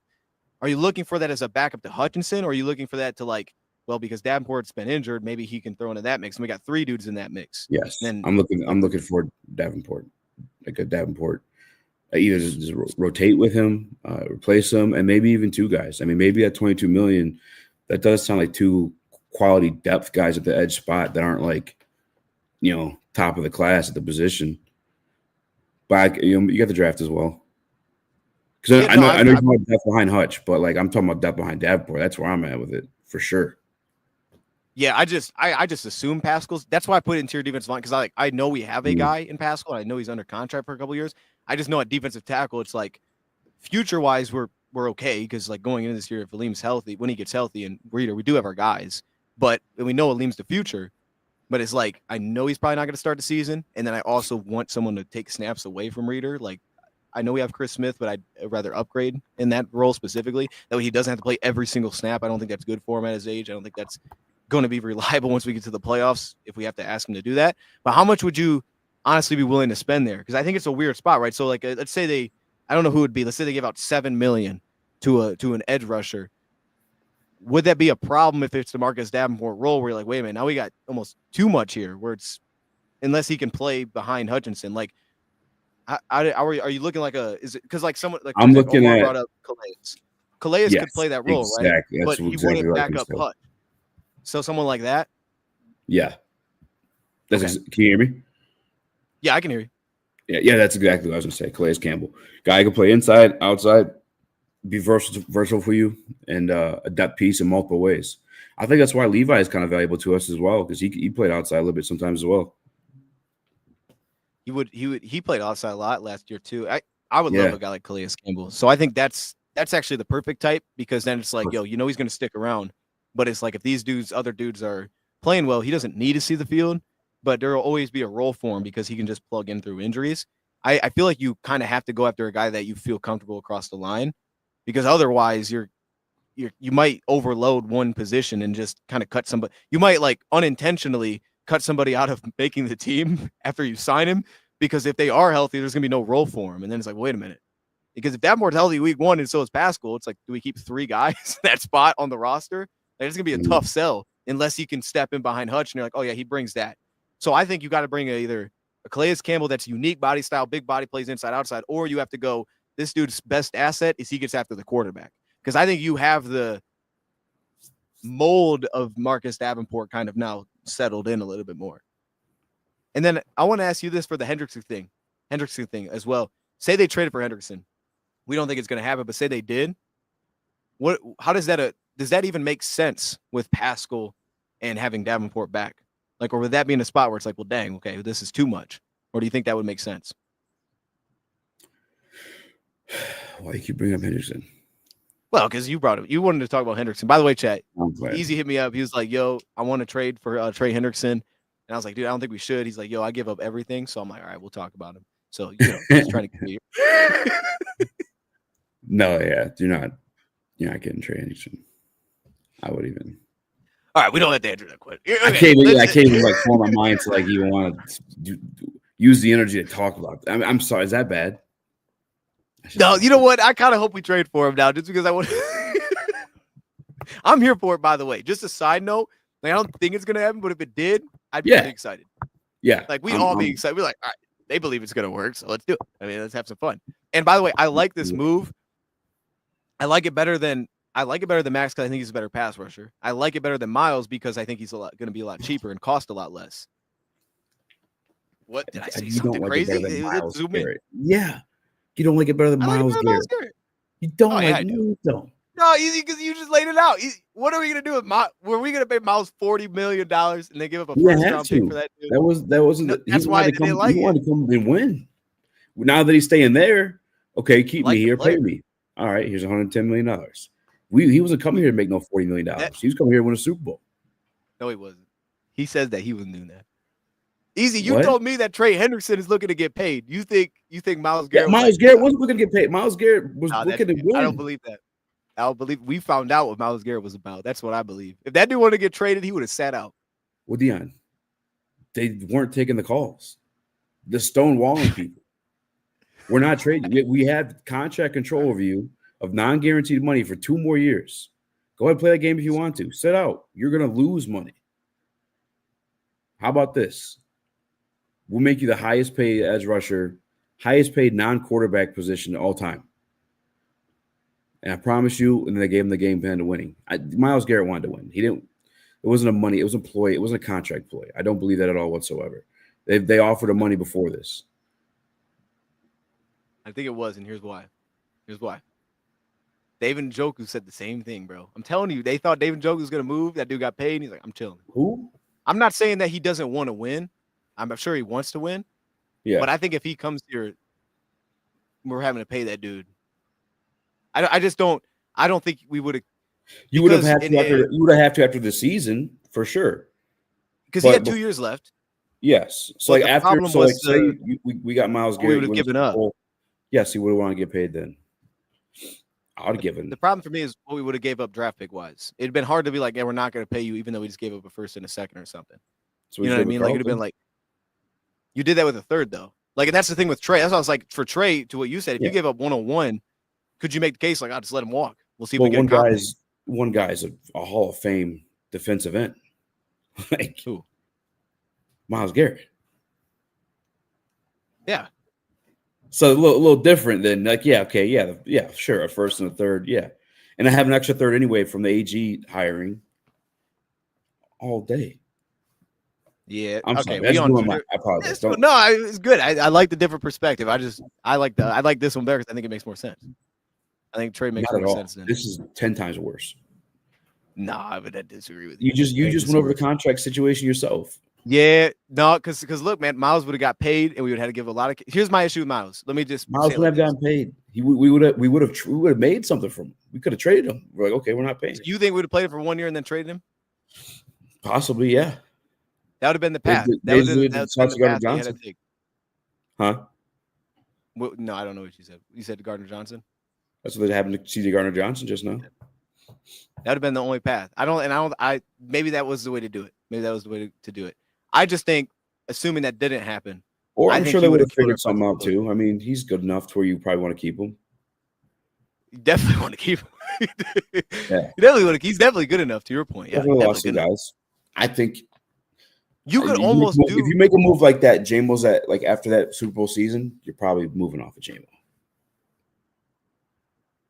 and maybe even Knuckles. See, that's why I wouldn't have done that. I would have done it. Like you're telling me that's better than giving up. You said pick 101 for Hendrickson and then letting him walk after a year like you did with Carlton. Yeah, I would take Myles Garrett over. Yes, absolutely. And let him walk. Or then I keep Jamo on those guys. Then yeah, sure. You're not letting that's him what walk. I'm saying. It's you have flexibility. So you're not letting him walk. It's a Hall of Fame defensive end. That's a okay. Oh no, I was talking about Trey. Oh yeah. Well, Trey's not playing on a 1-year deal. Strap not happening. But why would Myles play on his deal? Because he's not on a 1-year deal, and Myles wanted to win a Super Bowl. You don't have any guarantees. Here's the difference. One guy, hey, why do you want to get traded? One guy said he wants to win. One guy didn't say he wants to win. Why do you want to get traded? I want to win a Super Bowl. I've done everything that there's accomplished in my career. I've been the highest paid player. I've been a defensive player of the year. I've been an All-Pro. I've been Pro Bowl. The next thing on my list of greatness that I'm just knocking down here is a Super Bowl. Yeah. I would like to win a Super Bowl. Okay, Trey, why would you like to get traded? Well, I just want some money.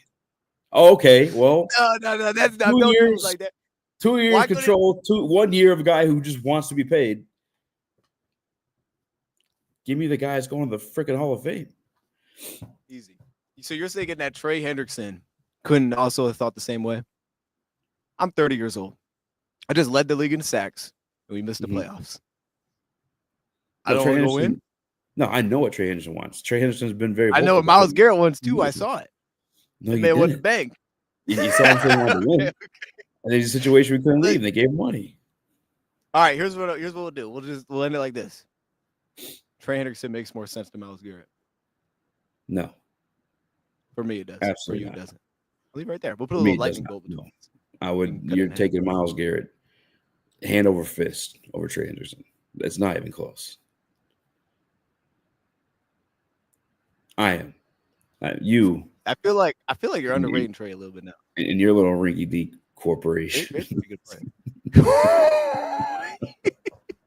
My team would smash your team. Myles Garrett your team's gonna be poor in 2 years, easy. That's what your team's gonna be, easy. You're gonna be the Browns. I'm cashing. I'm trading. I'm flipping guys. We're not losing for nothing. That's what I'm doing too. I'm about to flip Trey. I'm about to be like, hey, Trey, you get this one great year, then watch this. You're gonna walk. I'm gonna take that third round comp for 1 year. Why not? All right, then I'll extend it. Give him 2 years. We talked about $26 million. Bring him back. You want to extend Myles? I'm extending my guy. You know what I mean? Conversation, but okay. Yeah. We can leave it there. Trey Hendrickson's gonna be a Lion. No, this is crazy. See, now you've changed. Now I didn't even come in one. Now here we are. Okay, let's it's like Nate Sudfeld all over. I like it more though than you do. I'm like on board with it. You know what I mean? No, I'm on board with it. I'm just letting you know it's not gonna happen. It's not gonna happen. I agree. Okay. Free agency though. Free agency is happening. I think it's been like super quiet so far today. There hasn't been much that's happened. Christian Fulton just signed with the Chiefs. Okay. Is there anybody specifically, or I can go back to my list here. I know we're at different spots on the list, but just to give a reference, like, is there anything like specifically you're like, yo, let's still address this. This is available. Or is it just like a position? We need to hit this in free agency. Because like I said, I think a lot of it is depth right now. So where are you at with all of it? Yeah. Guard. What's still there? Kind of saying if you're not retaining Zeitler, I still think that's a priority for this team, especially if you want to function efficiently as an offense. Obviously, you're already, I don't want to say at a disadvantage, but obviously things are going to be a little bit different without Ben there, right? And so you want everything to go as smoothly as it can on the offensive line. And so that, for me, includes interior protection for Jared Goff. So, because I would even argue that, like, that's not even a depth competition yet. Like, you have it on there as to compete. So that means we're talking about a starter, right? So I'd move guard to one, and then probably, obviously, we talked about edge too, but whatever with that. Well, I think we could start with what we have right now. Like, we could go through the season with what we have, I think. I wouldn't be confident. I wouldn't like that at all. I think Graham could be due to injury too, because I've talked to him a little bit on the side. But I think there's a clear fall off from Graham's production in terms of like actually competing. You know, he's always been a pretty average, a little bit above average pass protector. Like he's never been what Zeitler was, right? So I agree. Times. Last year they had some, I mean, you know what though? I mean, even the year before, like we would have, there's Green Bay and it was like, oh, this is rough. And we got cooked. Like he that's the thing with Graham. Like he'll have a couple games where like, it's pretty awful. Like he's got like a pretty stable line. Then you just get a couple like that was a disaster. But it's like, all right, it's for your price point. It's fine. You can start. He's a starting level, I think, guard, but he's also replaceable potentially. If you have a dog, he's replaceable. Yeah. I think Mahogany could be a starter though. I think when we saw last year, I think Mahogany be a starter. I got to be honest too. I'm a big Mahogany believer. Yeah, I think you and I were on that from like pre-draft before he was even a Detroit Lion. We liked him, at least for sure in the run game. But you're really just gonna hold like in a Super Bowl window type situation? You're gonna hold all your faith in a guy you've watched 2 starts out of? Me personally, I'm not playing that. I'm grabbing another guy for sure. Okay? I want to ask you this though, because I know, like, I always try to avoid having to take a need. But let's say Zeitler doesn't come back, because I think for me, I'm with like I'd pay Zeitler whatever, just bring him back. Yeah. But if it's not Zeitler, I feel like for free agency, Zeitler's the best guard, hands down. It's not even close. I don't think with else who's available, especially with who got scooped yesterday. Mekhi Becton, maybe he's the best one left outside of. But that's probably just market value. Yeah, I think Zeitler. He might be though. Yeah, because I mean, like the last night, James Daniels got picked up, Makari got picked up, so like it's thinned out pretty quick. If it's not Zeitler, is it Becton? Is there someone else that you'd be like sign that guy to be the competition, or would you then just prefer just make it the draft pick then?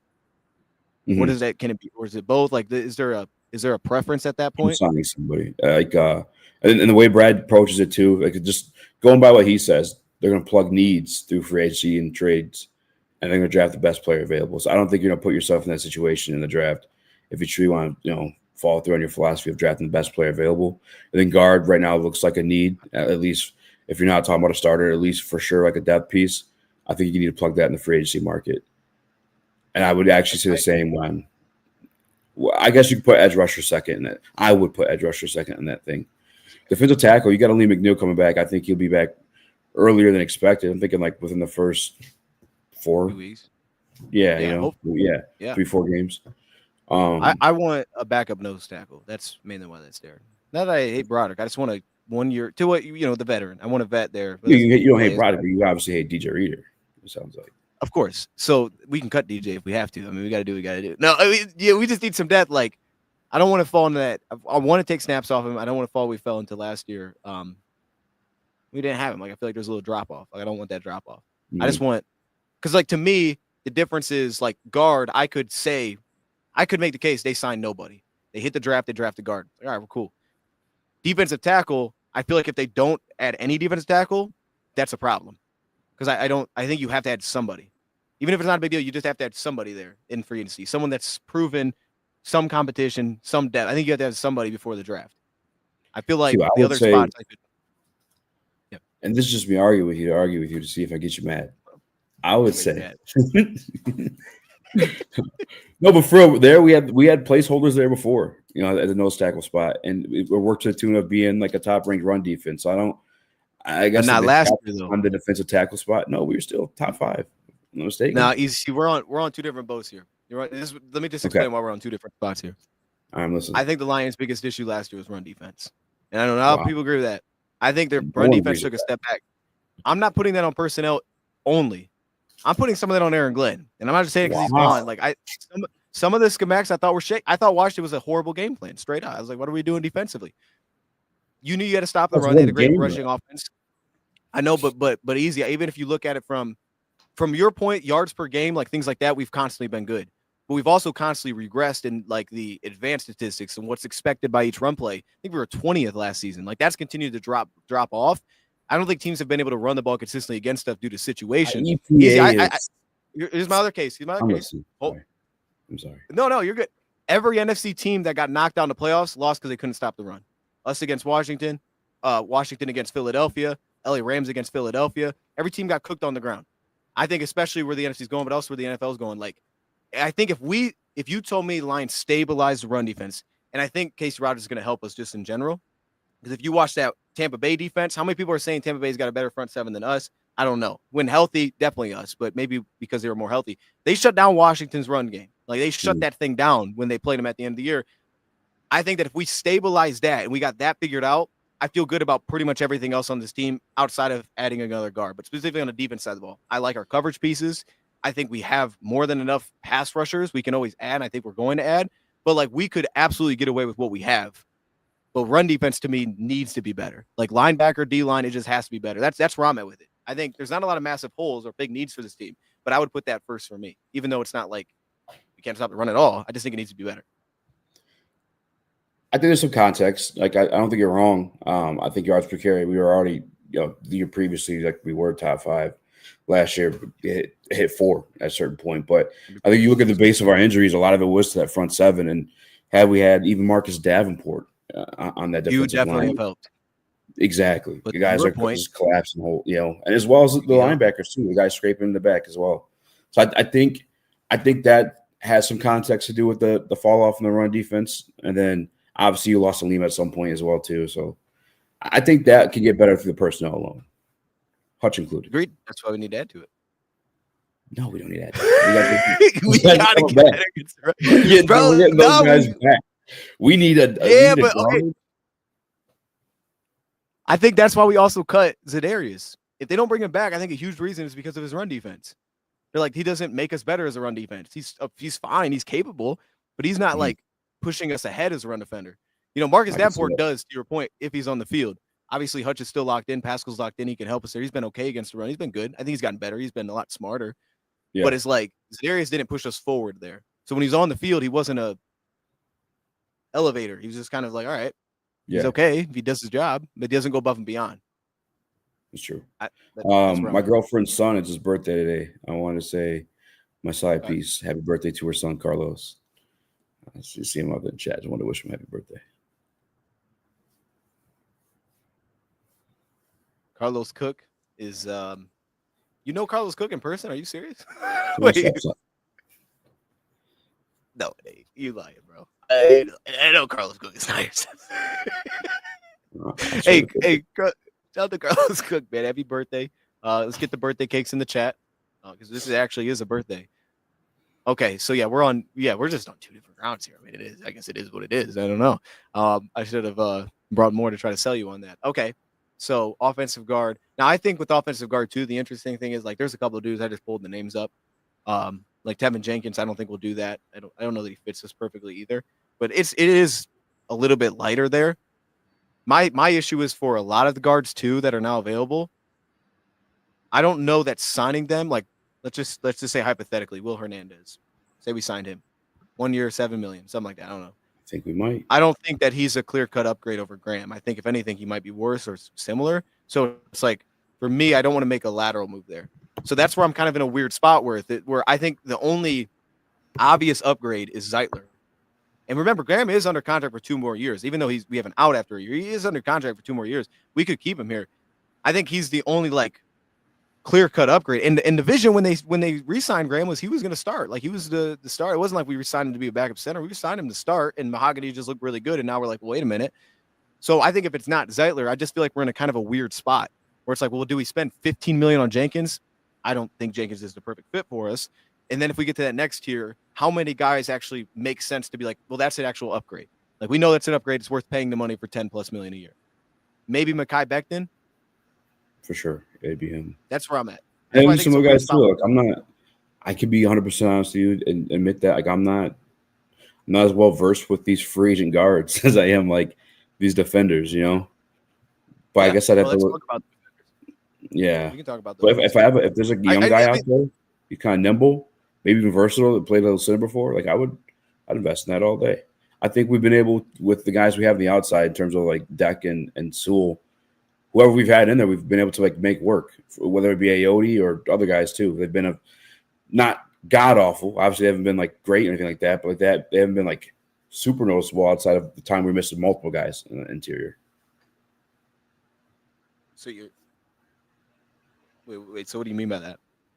Wait, Brandon Sheriff. There's a guy right there. Yeah, but he's not an upgrade. He's not an upgrade over Graham Glasgow?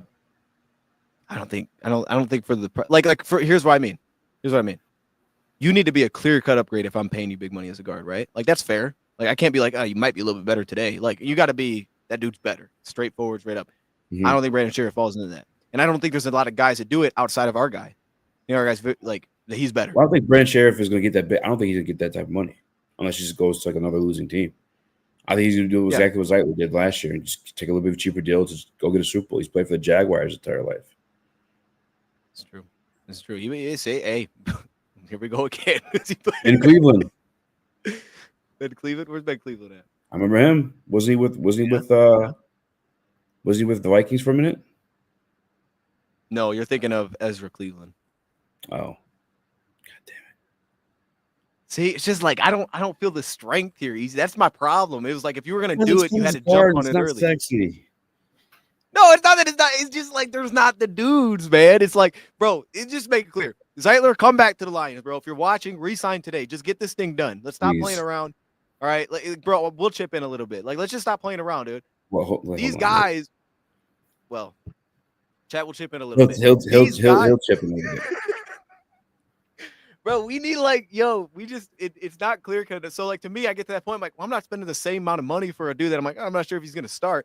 Like at that point, it's like I want a distinction. Am I signing a guy that's a backup that can play across the line? That's one thing. I'm on board with that.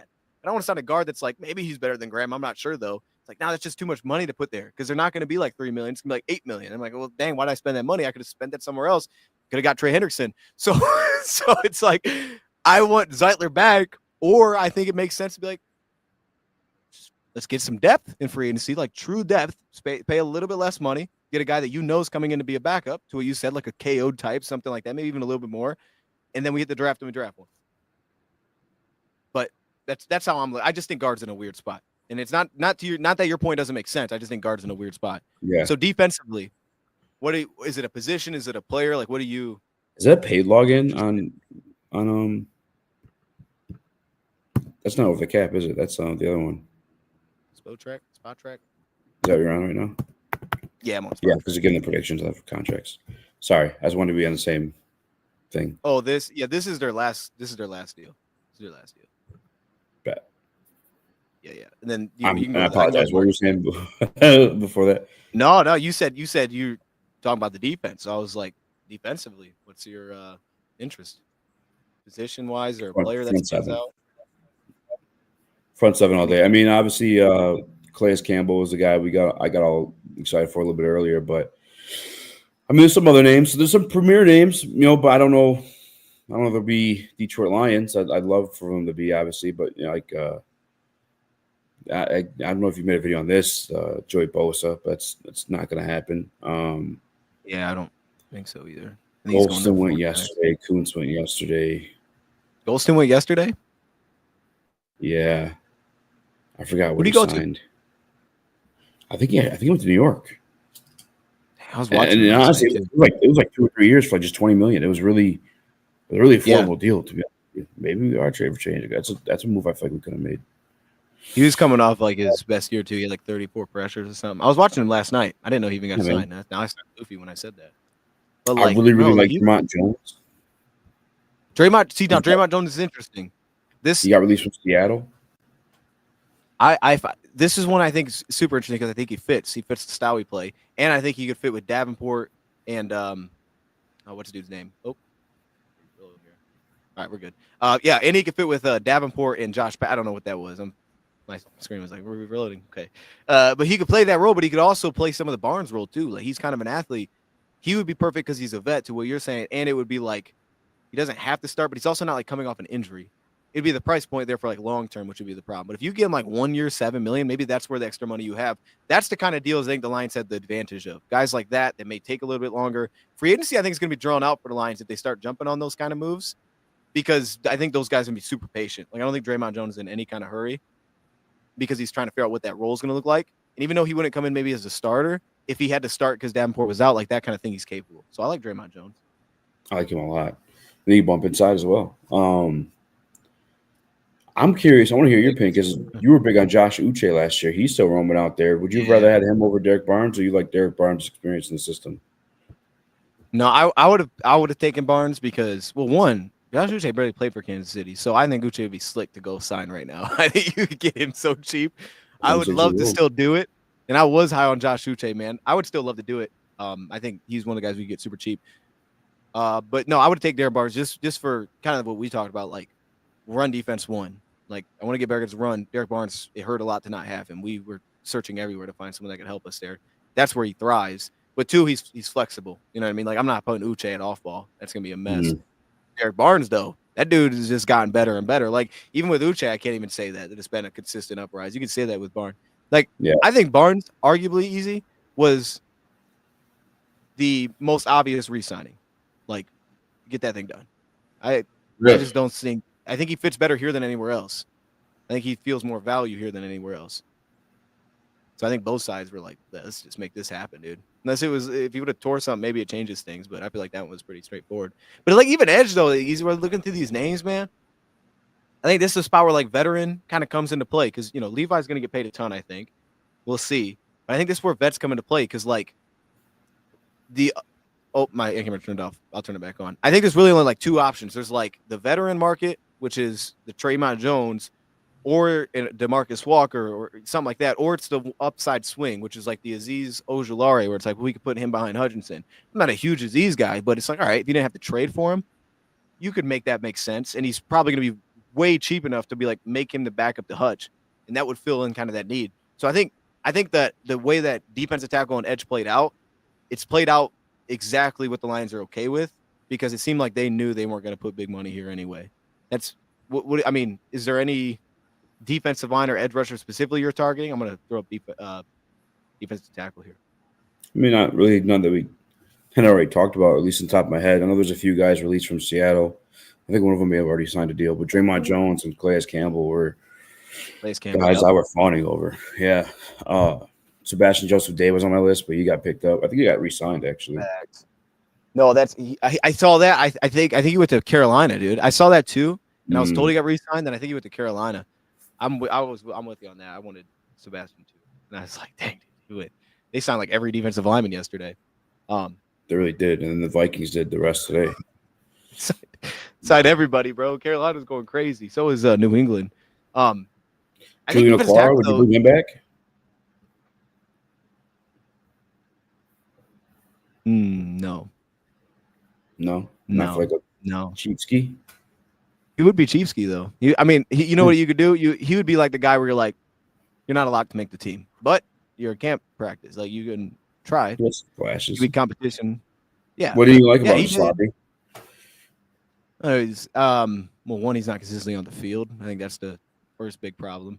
Okay. Like, because he got moved to Arizona, right? He signed with Arizona. I don't think he did much with Arizona. No, he didn't. He's a free agent. Oh, obviously let him go too. So. Yeah, he would make sense though, style wise, but I wouldn't give him any like guarantees. It'd just be maybe you compete. But that's kind of the like. I think there's a couple of DTs that are like I think Hurst is super interesting from Cleveland because he's actually had 2 good seasons and he can get after the quarterback. I think that would be kind of interesting. I thought about Benito Jones, even though it never really popped with Miami. I always like Benito here. I like something like, yeah, I'd be cool if they brought Benito back. I think there's a couple of dudes like Austin Johnson. I think fits the way that we play. Mike Pennell is a guy that I think he's like the Kyle Peckel move of last year. If we want to do that, I think he'd just make us better against the run, be kind of meh against. I've seen Jonathan Hankins on there. Jonathan Hankins is on here. I don't know where at, but he's on here. I would do that. Old man Hankins. So like that's the market I feel like is kind of strong, man. I think we could jump on that. Would you like to Marcus I think Lawrence? Marcus Lawrence is one that I'm kind of on board with. He's coming off a bad year, but I think style wise, now a couple years ago he's really good. He's a big effort piece too, man. Like he plays really hard. I wouldn't have a problem with it. And price cheap enough, I would not have a problem with it. I just would want an out that way I can move off him because I don't think he'd be a lock to make the team. But if we did bring him in, I'd be okay with that, because I think he could kind of fit to that Davenport role, and I would actually, weirdly enough, have some confidence that he'd be pretty healthy. So if I had an out knowing that he doesn't have to make the team, I'd be cool with that. I think for where edge is kind of so thin right now, I'll be fine with that. I'll ask you about this though, linebacker. Talking about getting back against the run. I think this is the same spot. I think it's like there's a couple dudes here that could be super interesting to just bring in. A lot of athletic guys. I know that he probably wouldn't because the scheme fit. I think he wants to just go to a team that fits him. That's why he signed in Dallas. But like, if Eric Hendrickson wanted to come to the Lions, bro, I'm on board with that. That's happening. That'd be a money signing for us. If he's cool being a backup. The Eagles too. The whole Zach Bond thing. If you get the front 4 right, the back 3 are tremendous. Zach Bond was a special team. He signed there for a $1 million deal and became an All-Pro. And it feels like, it feels like they landed not they landed, but like it was the perfect fit for him. Because like at Wisconsin, he was such a big coverage piece, and I feel like with Philly, they like let him do that, and they just leaned into it. Like I almost feel like they took responsibility off of like, oh, you have to be on a line and play the run. Like that idea was kind of pulled back. Andre Campbell. He's more like he's old. Neville Hewitt would be another one. He was great last year, and that Houston defense was awesome. I was surprised that he was even available. They didn't bring him back. 32 years old though. If he's trying to come and be a backup, like that's the kind of player I'd be cool with. So I think there's a few on here. I keep trying to sell people. I mean, not on Devin White as much, but like I think Devin White would be interesting because he give us a blitzing linebacker, and he's from Tampa Bay. So I'm like, that would be pretty cool. But I keep trying to sell people on Devin Bush too. I don't know if he's signed yet. Devin Bush out of Cleveland. Like, and Bush actually is coming off a pretty good year. Both of those guys, bro, both those dudes would be real interesting. You get him on it. This would be that'd be a true deal. 10 years. How's he only 26? That's crazy. And it's something different. Like easy. What's the thing that you think our linebackers are the worst at? Run defense, pass coverage, blitzing. What do you think they're the worst at? Is it bad to say blitzing? Like our off-ball linebackers. No, that's what it is. I completely agree. So to me, Devin White or Devin Bush, two guys like they get after the quarterback, especially Devin White. That's what he did forever. And keep in mind this with Devin White. Just throw this out there. He also has overlap with two of our defensive assistants that both coached at LSU.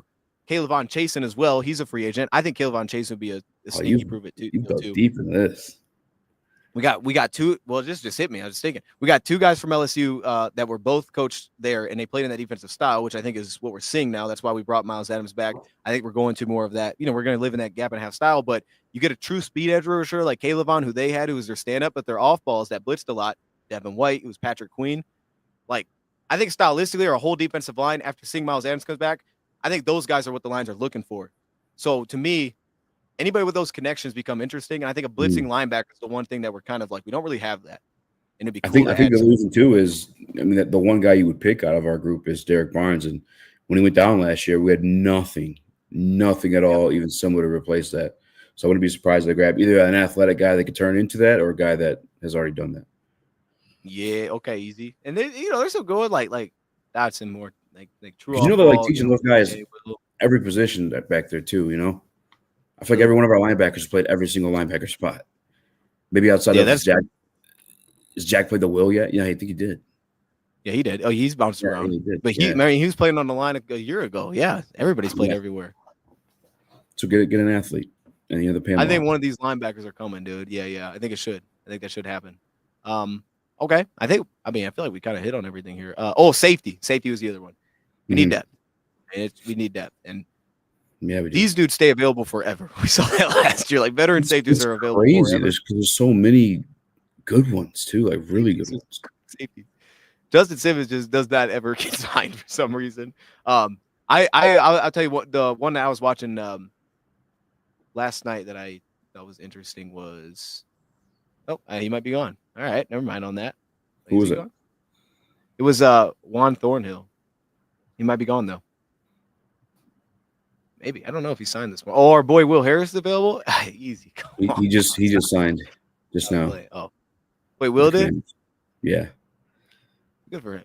So you want more of a strong safety or free safety, or one of each? I want both. I'm not mad at that. Yeah, I want both. But not bad. Go ahead. No, I'm saying, who do we have right now? Lauren Strickland. We don't have anybody. We'll bring back that kid from last year who got the DUI. I don't remember his name. Yeah, Joseph. Brandon Joseph. I mean, I know he messed up, but I don't know. Yeah, he was good. He was good. I liked him. There's a couple I guess something like that was before a game too. Wasn't like a Saturday night it happened or something, or Friday night? I don't remember, to be honest, but it may have been. Gone. Like anybody that can like Jalen Hawkins, like someone like that. They're long and they have the range. Like I feel like every safety we need has to be able to do two things. I feel like it's hard to get a guy that can't, but maybe for depth they don't need that because their depth is a little bit more straight. Oh, we have Mo Norris too. Let me throw that out there. They're just young, so I think you got to add a vet, at least one, and you got to add a vet like Derek Forrest. You go add a Von Bell would be interesting. Like Von Bell was with he's more of your box guy, but he has connections here. And then I think Jalen Hawkins, someone like that, would be pretty cool. Yeah, he was with Brad in LA, isn't he? Davis. He plays in the slot. What's up? Wasn't Nick Scott in LA with Brad? He was in LA. Yeah, I don't know if that was with Brad though. I think it was after. He was in LA though. May have been after. Julian Blackman, like he's big body safety, like something like that would be a good spot to take a swing on. I just think we need a guy that can do a little bit of both. That's kind of where I'm at. At all. Yeah, I mean that I feel like it will fall to you in the draft too, though. A little safety. You're right, though. It's still you need someone. I just want one veteran, just one. Just give me one guy. We need it too. It's not like it'd be cool to have one. No, we need the depth. Yeah, we don't. Yeah, we don't really have anybody, bro. I have Mike Edwards on one. Tashawn Gibson's always available. I ain't gonna talk about him no more. But Mike Edwards for Tampa Bay, like someone like that, where it's like, yeah, we're gonna get him on a minimum deal. But they've kind of made that work with safety. Like I feel like they get a lot out of their safeties. Bring in a vet, they're all available. So I feel like the free agency class is actually working out for what we kind of need outside of guard, to be honest. But for the most part, I think it's working out pretty well. And then, all right, I'll wrap it with this. Wide receiver, because I haven't got your take on this. I know this was like some people wanted it, some people don't. I still want Tim Patrick back. Yeah, we need it. Is there someone? There's some dudes out here, bro. Is there someone that like you're interested in that's not Tim Patrick? I mean, yeah, but they're not like realistic. I mean, I don't know if they're realistic, but I feel like D Hop, Reynolds, I'd bring back home. Obviously, you already said Tim Patrick. Just those 6 foot guys, those contested catch it guys. Amari Cooper. Obviously, Jamo's really fast, and Amara. I guess you could say catches some contested balls. I'd say so. But he also is gets really really open. We need somebody who is just going to climb a defender in the end zone and just grab that thing for a touchdown. That's my guy right Or here. third and Nick long. Westbrook. Yeah, That's Nick what I Westbrook. want. Huge. How big is he? How tall is he? I think he's like 6'3". Maybe I can click on Oh. it and see. Oh my goodness, that'd be Big, a filthy signing. It would be filthy. See, that's what I'm talking about. We're on the same page. Here. I heard Allen Robinson might retire. Also, I saw that. I saw that too. DJ Chark. Yeah. DJ Chark, like there's dudes, there's like 3 guys that have been with us. He can't stay healthy though. I still like him though. You can bring me DJ Chark. I'm cool with it. I like DJ Chark. You know what I mean? That dude's tough. Bro, and I think you know what? This actually could be the offseason to do it because I think Warren's going to take a lot more one-on-one shots. DJ Chark, but this might be the year to go bring him back because wasn't DJ Chark here the year that John Moore was here, 2022? That was the year he was here. So that would be maybe the time to go run it back. I'm not big on Lockett. I don't think Lockett really has it anymore, to be honest. I've only watched a couple games. I don't think he's got the juice anymore. I think there's a reason they cut him. Vision Stealth with a 2-piece. I see you, Vision Stealth. I missed one too. I would love to get Calais Campbell and Dante Fowler or Azeez Ojulari, then re-sign Kevin, draft first edge, second DT, third O-line. Oh boy. Draft first edge. I hear what you're saying. Like if we had to put a position to it, that makes sense. I would like Calais Campbell. Not really big on Fowler or Azeez, to be honest, but either one would be cool. More Azeez for me because I think if I'm gonna put someone behind Hutch like that's with something like that, I'd probably go young. At least Azeez he's going to be on the field more often, so I'd probably go that route. But Calais would be fire. I don't think there's a person Chad, who's against Calais Campbell? All right, let me know who doesn't want Calais Campbell. I think everybody would be cool with that. If Micah gets more than 40, what should Hutch get? 41. Hey, what the most? Like he's going to get the most, man. I missed a lot of these. I feel like I like Dan Mitchell's take on signing Calais. Miami's also cap situation, so that could help us get him. What are your thoughts? Yeah, Miami's in a tragic situation. They just signed Zach Wilson, so they're good, bro. They're good. What did you say when he was talking about Ojulari? I missed what you said about that one. I like him as a signing. I didn't like him as a trade. I thought that his production was way overinflated. I didn't think he was like that good last year. Isn't he more like a Sam? Like was he like when he come here and play linebacker? I don't know if he'd come here and play. Yeah, you probably would put him at linebacker. Yeah, that's why you put him on pass downs at the end. But yeah, sorry, go ahead. Yeah, you're right. No, you're good. Okay, cool. Because I took him out of my mind. I was like, that's a guy I'm putting in the pile where I'm not even worried about guys. Yeah. All right, cool. I figured as much. Yeah, that's how I look at him too. I mean, I don't know. You could put him on the ball, but even at what was he at LSU? He was like really slim. Boyd's better than Patrick to you? Ooh, Boyd had a rough year last year with Tennessee, but he was in Tennessee. Save Campbell from the Florida Popo. Okay. If we can get Patrick back, we should get Zay Jones. People love Zay Jones, man. There's a lot of receivers. I think it's just how the NFL is. And keep in mind, this is not the best draft class for receivers. I heard someone say it's like loaded. Not really loaded, but it is especially at the top, it's not great. I'm surprised there's as many guys available, but I think this is the future of receivers. Like, dudes are not, once you get to a certain age, it's just like there's no market anymore. It just falls off. It's receiver in some ways, I think Easy's going to start turning into running back. Where you're going to get like a couple dudes get paid. I think it was always backwards. Because, like, I feel like you'd almost fight a receiver every single year, anywhere in the draft. Like, anywhere. Amon-Ra is one of those guys. Stephon Diggs is one of those guys. I don't know when Keenan Allen was drafted. Mark Cooper's first round. Yeah. I feel like those guys, I don't know if it's because, like, 7-on-7s these days or what, but, like, they come ready. Them and running backs. But if you get a really good running back, like a 3-down running back, I think it's just as valuable, if not more, than a wide receiver because it helps open up things for the wide receivers. Yeah, I think so too. And now we were talking about Gibbs, and I'm like, I wouldn't extend him early. Just as a side note, like I would give him the 5th year, and I would just ride it out and pay him late. Like I'm cool if I have to overpay him then, just because it's like the health kind of factor with the running back. That's the one spot I would not pay early. But I also I agree with what you're saying. I think over the next few years we're going to start to see that where like J-Mo's contract is going to be super interesting. See how they decide to work that out, because I think that there's going to be a real middle ground with receivers. You're going to get number ones get paid, number twos I think are going to stop getting paid, and we're seeing like DK Metcalf get moved, that kind of thing. Yeah. And most teams are going to have that vision of like, we're not paying number twos. If we feel like he's number two, he's not getting paid. I think we're watching some of it now. Like a lot of these number twos, like T. Higgins is going to become someone else's number one. Christian Kirk was a number two. I think it was in Arizona that he became, Jacksonville's number one. Yeah. And he became an absolute number two because of Brian Thomas. So it's like, like these number twos will bounce around, hopefully become number one somewhere else. But at the same time, I think too much, go draft someone. And see, that's where you get the problem, right? Those teams that overpay the number two to be a number one, then it's like, well, shoot, he's not actually that guy. Like he's got a role, but you got to have a dude opposite. Yeah, man. I think that honestly, like my hot take yesterday, I think Pickens gets traded. I think they're going to move off him. I don't think they're going to. I have no clue how those two coexist. As a coach, dude, on the football team, I don't even. They're going to be jumping Aaron Rodgers at the end of running plays. Yeah.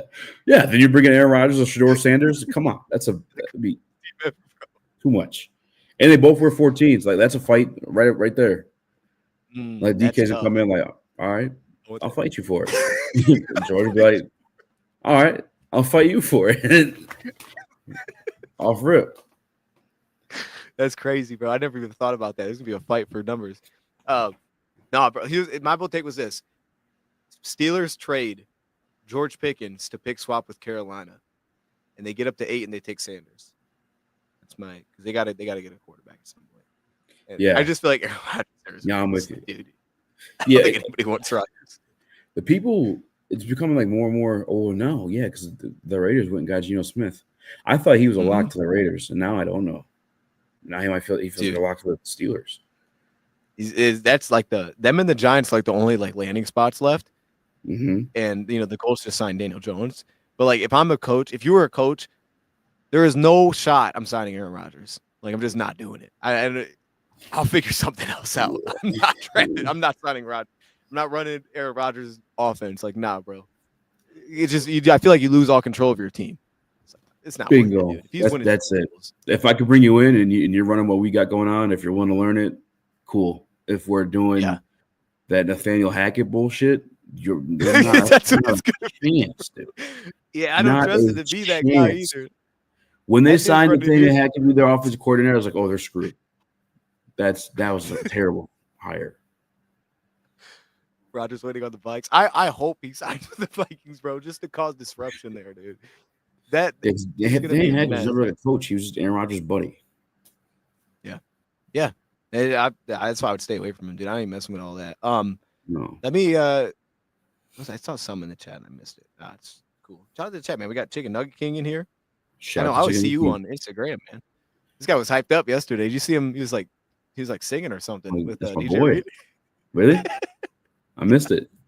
Chicken Nugget King's all over LNU. He's our guy. He's fired up, dude. Love it, man. Jack, grade the let's do that real quick, and then we can wrap this up whenever. I don't want to keep this too long. I know I have to dip out like a little bit before 2 at worst, but I want to ask you about DJ Reed. Anyways, we do that. Okay, I want to ask you about DJ Reed. Okay, grade the signing, initial reaction grade. It depends how you want to look at it. As a player, I say B plus. Okay. Given the situation we were in. A+, like for sure. Like you lose Carlton Davis, and then you grab like the 1B, 1C in the open market for $4 million less than the other two guys. Like it was, I would, and obviously preference is involved, and I do think Carlton Davis is better, just straight up. But like availability, that's a thing too, right? So like I thought Carlton Davis, Chavez Ward, and DJ Reed were like a 3-way tie for the best corner of the market. You got one of those guys for significantly lower than the market value of the other two. That's a W. That's an A+. So when we were talking, that's why I bring it up, because we were talking. I was like, Carlton's not getting 20 a year, and then he gets 20 a year. Shout out to New England for paying him. That's gonna be. I think it's great because Carlton reminds me of Gonzalez a little bit. But I think the way I'm looking at it, and they both can't stay healthy. Yeah, that's a problem. So that's huge because I think from the price tag spot, that's the only reason I thought he wouldn't get 20. Is like this dude he's gonna miss 5 games a year. Like you can't pay that $20 million a year. But I Mm, think from what you, it's also a reason why DJ Reed probably got paid less. I don't think he fits every team. Like Carlton, I could probably put on every team and be like, hey, we can make this work. I feel like DJ Reed, you can't do that. There's some teams that are like, we don't want that. We don't want 5'9", 190, runs a 4.5. We don't want that. But the mm, Lions are like one of those teams that are like, actually, that's exactly how we play. 11 penalties, that's our guy. Like that, they're like, dude, that's how we play corner. We want a guy that's super physical. We want to just like not give any airspace and just make him make great throws. I feel like that's been the Lions like staple to becoming such a good coverage team, allowing the lowest completion percentage in football like year after year now. Is that's all they try to do is make every pass tight window. And I think that's way more DJ Reed than that's Carlton. So, and then let's say Carlton can't do that because Carlton was, with Tampa, and when he did it, he was great. So he worked for us. But I think DJ Reed actually fits the Lions probably better than any other team. Do you think, how do I say this? Like, do you think that moving off, or not moving off, but do you think they felt that it was an upgrade for them? Not maybe as just a player, but do you think they felt like we're getting better here? Or do you think it was like, if it's the same price, we're going Carlton over DJ? Or was the $4 million the where $4 he didn't million, want to come back? $4 Like, million dollars, yeah. Because I mean, like, okay, really, again, I think Carlton is better than DJ. He's just a little bit more physical. He can still play that man coverage. I think he's obviously better on bigger receivers, but the definitely availability, that. along with the $4 million extra per year, that's just going to take you out of it every time. Especially when we got Aiden Hutchinson, Kirby Joseph, Brian Branch, and that whole entire draft class next year is going to be due come up next offseason. So like, So you I think think if it was 16 both, they would have went Carlton? I think it's a money, yeah, Same deal. for sure. It's interesting. There was a report that tried to make a last ditch effort. I don't know what that was, but they wanted Carlton back. He wanted to get paid. Though. Yeah, man, I think so too. I feel like I don't know. Well, I'm with you. I think they would have been. I don't know that. I don't know that I thought they think if they had them both for the same deal, they would have taken Carlton. Just I think the only reason I think I would have thought that is because he was already here, so they knew it was good. And Brad said it's known goods. You know it works. Yeah. But I think like if they were both coming out of the draft and you hadn't seen them play for the Lions, I think they would draft DJ Reed.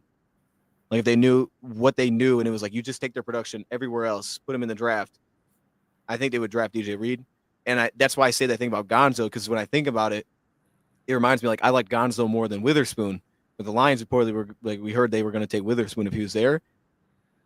I think for them they would have preferred DJ Reed. That's why. And I also just a side thing like size wise, to you're saying about bigger receivers like Carlton's. Yeah, he's built to deal with bigger receivers. DJ is kind of the opposite. Yeah. I think that they're kind of looking at that as, hey, Terrion's good against the bigger receivers. Like that's, I mean, that play sticks in my mind. I don't remember who's against. They feel like a back shoulder fade, and the dude just like gets up there with him, breaks it up. Like I know he's not the biggest corner, but he's so like darn explosive. He's a leaper. DJ Reed is like not that at all. I feel like they kind of looked at it as this actually might be better for Terrion because matchup wise, we can put him on the bigger guy, and that actually might fit better for Terrion because. One thing I always think is so tough to find for a man defense is a cornerback, especially that can play wide, that can deal with the shifty receivers. It's so tough to deal with. That's why those guys cook at the Senior Bowl. It's like you have to have help. They're just going to cook. DJ Reed's like one of those unique pieces where it's like he's actually kind of built to deal with. He deals with that better than he deals with the big dudes, and that's rare. So and do you think it's an early question? I haven't seen enough to make a case on this or not. Do you think there's potential flexibility? Like I know he used to play safety. He's played slot. 2020 he played some slot. Do you think they see flexibility here? Because I know they have it with Amik, they have it with Rakestraw, so they don't need it. But do you think like they view that as an upside part? I mean, it definitely helps. I obviously I still think Carlton's a better player. I think he's a better cornerback than DJ Reed, but he's just never really available. He's definitely more flexible for sure. I read something where he hated playing safety, like he wasn't good at it, and that's why half the reason he got cut, other than the injury. But then obviously he wanted to be corner the entire time. He played corner in college too. That's what he wanted to be. That's what he's best at. And obviously we're seeing that now too. But he for sure could bounce inside if you needed it. I think Ennis is like more of an outside guy too. From when we talked to him at camp when we went last year, he was telling me like, yeah, I mean like the thing he didn't like about the inside is like it's new for him because he was used to being an outside guy. There's a lot more space for the receiver, quarterback to work with and for him, a lot more area for him to cover when he plays inside versus outside. I'm with you on that because I thought like he did both in college. Like it was always weird. Like you see him bounce inside and out, but it was like his skill set feels like more of a wide corner. It's just the speed. People are going to say, oh, he's got to be a slot. He doesn't have the long speed. But now with Terrion and DJ, they're all kind of in that same boat. Terrion Carlton, like they kind of forced him if he was going to get a spot and just get your best players on the field, it was probably going to be doing it out with Amik. I thought he could have won over Terrion in camp last year. I'm not going to lie. Ennis. He was great in camp, man. I really thought he could have. I really was what the heck? Not rooting for him. That's where I would have put my money at that point, Just watching me freeze. That's crazy. No, dude, that's why I wonder about that because I'm just like, you're not signing DJ to play slot, but like I got to a point where I was like a Mike Hilton, like would it make if they were gonna go corner, could they just go with their best slot corner and then just be like, hey, we want to keep Amik outside? Because I think there's a strong case Amik's better outside too. It's like, just leave him there. If we sign another outside corner. Honestly, yeah. It was a smaller sample size, but even with the Raiders, I feel like he had a better year his last year with the Raiders on the outside than he did on the inside with us. Yeah. You agree? So now it's like, I completely agree. So now, and it's like he's capable inside, but it's like, now it's because you didn't bring Iffy back. Because I would have looked at this. If they would have told Iffy, like, yo, Branch is playing slot next year, you can play safety, you're a starter, I think he would have signed back. I don't know if these conversations happened, but I would have thought he'd be like, cool. But he didn't, so I assume that didn't happen. Terrion played the star position in Alabama. He could play inside. He could. I wouldn't do it, but he could. But I hear what you're saying. We got all the guys that can, but is anybody their best there? That's the question, right? Like it's like I think Branch is the only that's where it's weird. And I think Branch is better at safety. He's just the best out of the guys. All of the guys. But he was better at safety, right, than he was at slot. Especially last year. So now I wonder, man. Like, bro, it's tough to play. So now I wonder, it's like, yo, could we see in the draft, surprisingly, what if the Lions at 28 took a safety? That kid out of the Boston College or South Carolina? South Carolina, Nick. How do you say his last name? It's Eman. That's how I say it, Eman Wari. Someone like that. He's a freak athlete. There's a couple options. He ran Calvin numbers at the combine, they were saying. Dude. He's like 6 foot something too. Massive. Yeah, he's a dog. And it's like someone like that. I mean, there's the option. Obviously, Starks is probably going to go somewhere that range. Xavier Watts, like even if it wasn't the top pick, Xavier Watts, I like him a lot. I don't know if he's as good in man, but like you expect that to be able to take a little bit of a step back. I just wonder if because you never know with Brad, bro. He took a linebacker and he even said now he said recently we didn't need a linebacker. Could the Lions take a safety? I mean, we're all thinking edge. But we know it's deep. Draft best player available, but hands down. And it could be a safety. He could say that's our best player. Whoever that safety is was right there at 28, so we took him. And it's like this could shake out interestingly. Shake out well. I don't know. I think it's interesting though, but maybe not because I guess that's where to leave it on that. That's where the flexibility is good because at least then you don't have to, but because Amik will play inside, Rakestar will play inside, but you can. You can then just move guys. Yeah, and for context too, so these are the guys after Terrion. Because I don't think they drafted Terrion as we need a cornerback. I think they truly thought he's also the best guy on the board. Morgan. Actually, I do. I really like Graham Barton. I would have been mad at that one. Graham Barton, Darius Robinson, Xavier Worthy, Tyler Guyton. Nate Wiggins too. Wait, you're just reading names? I guess I'm doing no, because at that time Terrion was ranked above both those guys. Maybe not Graham Barton, but he was over Wiggins, or at least tied with him.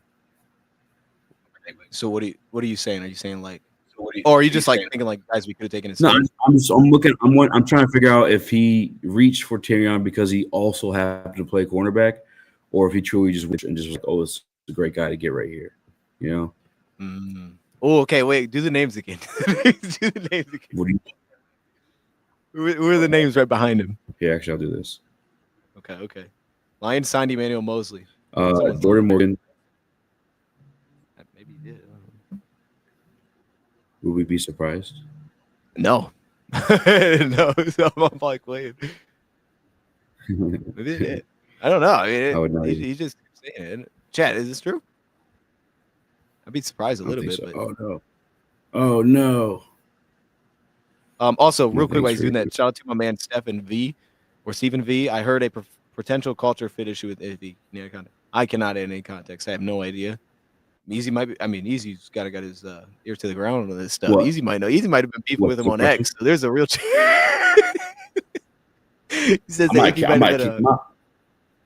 he said he might be a potential culture fit. I guess. No, I don't think so. I have no idea. I loved Iffy, but I don't know. Not to a detriment. All right, so Jordan Morgan. Right. I'd say no. I would say Terrion's right. Graham Barton, I would actually probably. I'd say no. You could understand why they didn't. He was trying to figure out what position he was even going to play, so you could understand it. Exactly. Marvin. James Robinson, hell no. I never liked that. Oh, I love Darius Robinson. I would have been cool with Darius Robinson. Did not love Darius Robinson at all. I don't know if we had that talk or not last year. I was a big Darius. I was not Darius. Yeah, Robinson we must guy. not have, bro. I was a big Darius guy. That's weird. I feel like we didn't talk Unless about we took that. him, if we took him as like a defensive tackle, sure. No. Xavier Worthy. I'm not. Let's not Go go. ahead. I'm sorry. I'm starting stuff. No, I would have just put him in the Josh Pascal role. But That's we fair. had a Davenport, so I feel like I didn't like his get off like at all.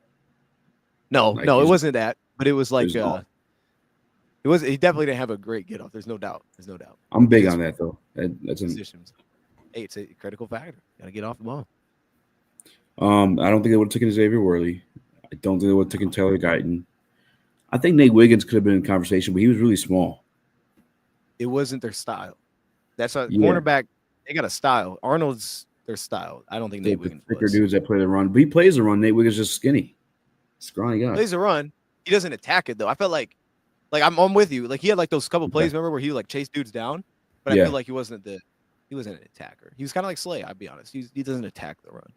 Mm-hmm. Then Ricky Pearsall and Xavier Leggett, which at that point, I'm putting myself in last year's shoes. By the way, I would have taken Terrion over them at that point. Completely agree. I remember I think you were a pretty big Leggett guy. Right? Maybe What'd you not. say?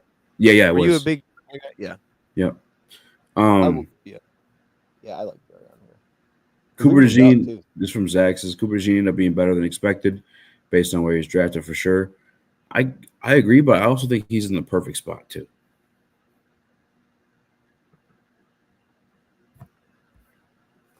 But I think we lost Dion. Let's put our heads down. I didn't hear what you said. I apologize about Cooper. I don't know what you said. No, you took it off the screen. Oh, okay. No, I think Cooper fell to the perfect spot, but he's also really good. If you even go back to our shows, I'm pretty sure my stance always was he'll be an elite nickel or safety in the league. Cooper was so good in college, bro. He was so good in college. But he went round two. Yeah, we did okay. As you got to remind people, hey, it's not a 1 year draft pick. It's 4 years. Give it some time. Exactly. Some guys take a second. Ooh. He's going to take a second because what you're saying, like he wasn't just a pure wide corner at Alabama. He was also super. He was a 3-year player coming out. Like this is still pretty new, and you can at least point to he got better. Like at least you didn't walk away at the end. You're like, oh, this guy was tragic at the end of the season. Like no, he got better. Mm-hmm. People didn't just. So I'm optimistic. I think he's gonna be a dog. When they asked Calvin Shepard, they interviewed him and said who on this defense could take that leap like Jack Campbell did, and he was quick to say Terrion. And then in the Southern accent, he's from Georgia, said, there's so much meat left in that bone that he don't even know. And the way they got me hyped up for Terrion.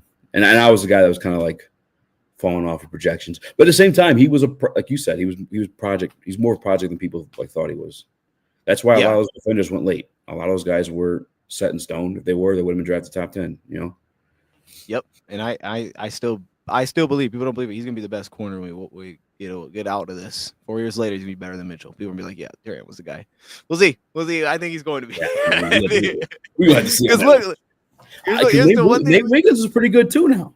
Nate Wiggins is good, bro. Nate Wiggins is good. I could see. Yeah, Nate Wiggins. Pause, Marvin. Yes, that's why I remember exactly what I said. Yeah, you don't even know. There's so much meat on that bone. Hey, Terrion, you know what he is though? He might have the best ball skills of any corner we have. He probably does. So he's got it. That's where his step needs to go. He's got to start taking the ball away, because he's got more than He's got 6 picks in his career. No, you're right. That's it. I mean, he had none last year, so it's like, yo, my camera keeps turning off, bro. I don't know if he can get his damn head around, though, that would help. That's a little bit disrespectful. That was actually kind of unnecessary. Is it not correct? What do you think about re-signing Okudah? All right. Well, guys, thanks for joining. We appreciate you. It's a good transition. Let's go right to Okudah. You said that. I say Okudah. Make sure you smash the like button on your way out. Yeah, I can't get his camera right anyway. Do you want me to sign off? This is a disaster. I'm gonna be honest with you. No, someone brought it up. They brought it up to me. They're like, "What about Okudah, man?" It's like, I don't know, dude. I think I'd go get Okudah. There's a debate yesterday. It was heated. Everybody wanted Jeff back. A lot of people hate him. I tell you what. If I was running things, bring him back. Work it out. Let's see what you got. But I'm not. But I'm also not signing him to be a starter. You know what I'm saying? I'm not signing him to be anything other than. So you're signing Jeff Okudah back over Emmanuel You have to Mosley? reassess your expectations for what he's going to be on your football team. A tremendous special teamer, for sure. That's real. What do you think? Mosley and Okudah, same price. Which one are you going?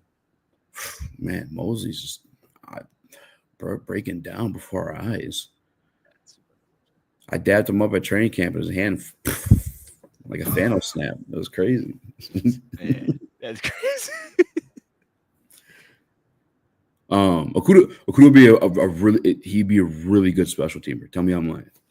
No, he would be. He would be a dog. He'd be like a missile on special team. And that's what people would have to deal with. They'd have to get it out of their head about him playing cornerback at all. Just he's a special teamer. Dude, he'd be tough on special teams. That's facts. That's so facts. Maybe a little bit. Let's bring back Hefe, man. Let's do it. That way, he's ready for the playoffs. We can't call him Hefe. He doesn't need cool nicknames anymore. He has to earn that. That's true. That's fair. I'm with bringing him back now. You sold me. Special teams would be fun to watch him. All right. I see all the DeMarcus Lawrence things. I mean, okay, last point, then we'll get out here. I'm okay with DeMarcus Lawrence. He's a veteran. He's coming off a bad year. I'm okay with it. It fits. But for me, the price point would have to be under $5 million a year. Have to be under $5 million. It'd be a 1-year deal. So, any last take before we wrap this up, man? Chat, we appreciate you joining, by the way, on LNU. No, it's the same thing. Appreciate everyone for hopping on. I'll be on 5 to 7. We'll be heavyweights. We'll be talking some hockey after last night as well, too. But we got to get you back on once we're close to the draft. Oh, are we doing a thing Thursday? We'll find out off there and then announce it. Where did you want to do that? Here or did you want to do that here? You can split them. Is it the plan? They don't care if we split them. I was just asking wherever you wanted it to. I didn't honestly. I didn't know. Like I didn't. Did we talk about that before? Like today? Because I feel like you said it. I was like, oh, yeah, I just mentioned it. Yeah, let's talk about it. We'll announce it. Oh, we can announce it. I'm down. Let's do it. Let's make it happen. Mock draft Thursday. Mock draft Thursday. Yes. We'll hopefully we have a better idea of where our team's at. Yeah. I want to do. I would. Yeah, I'm ready for mock drafts, bro. I love it. All right, stay tuned. Are we doing a 1 to 32 or just Lions picks? Probably. I don't know. Should we do Lions because it's after free agency? I mean, we could do 1 through 32. 1 to 32 would be easier, to be honest, at this point. But I'll do either. I mean, I don't know what you're more knowledgeable on is like Lions fits or just the first round in general. I'm pretty comfortable with the first round. I'm doing it for weeks. We'll talk off air. We'll do one, but we'll look at the detail. We'll iron out the details. Okay, that works. So stay tuned for that. And shout out to Easy, man. He was on here for a while. We were on here for a while. We'll be back if there's news that drops. I do have to head to the doctor, but then I'll be back. And then we'll see if anything goes down. So stay tuned for that. Welcome back, Miles Adams. Congratulations, and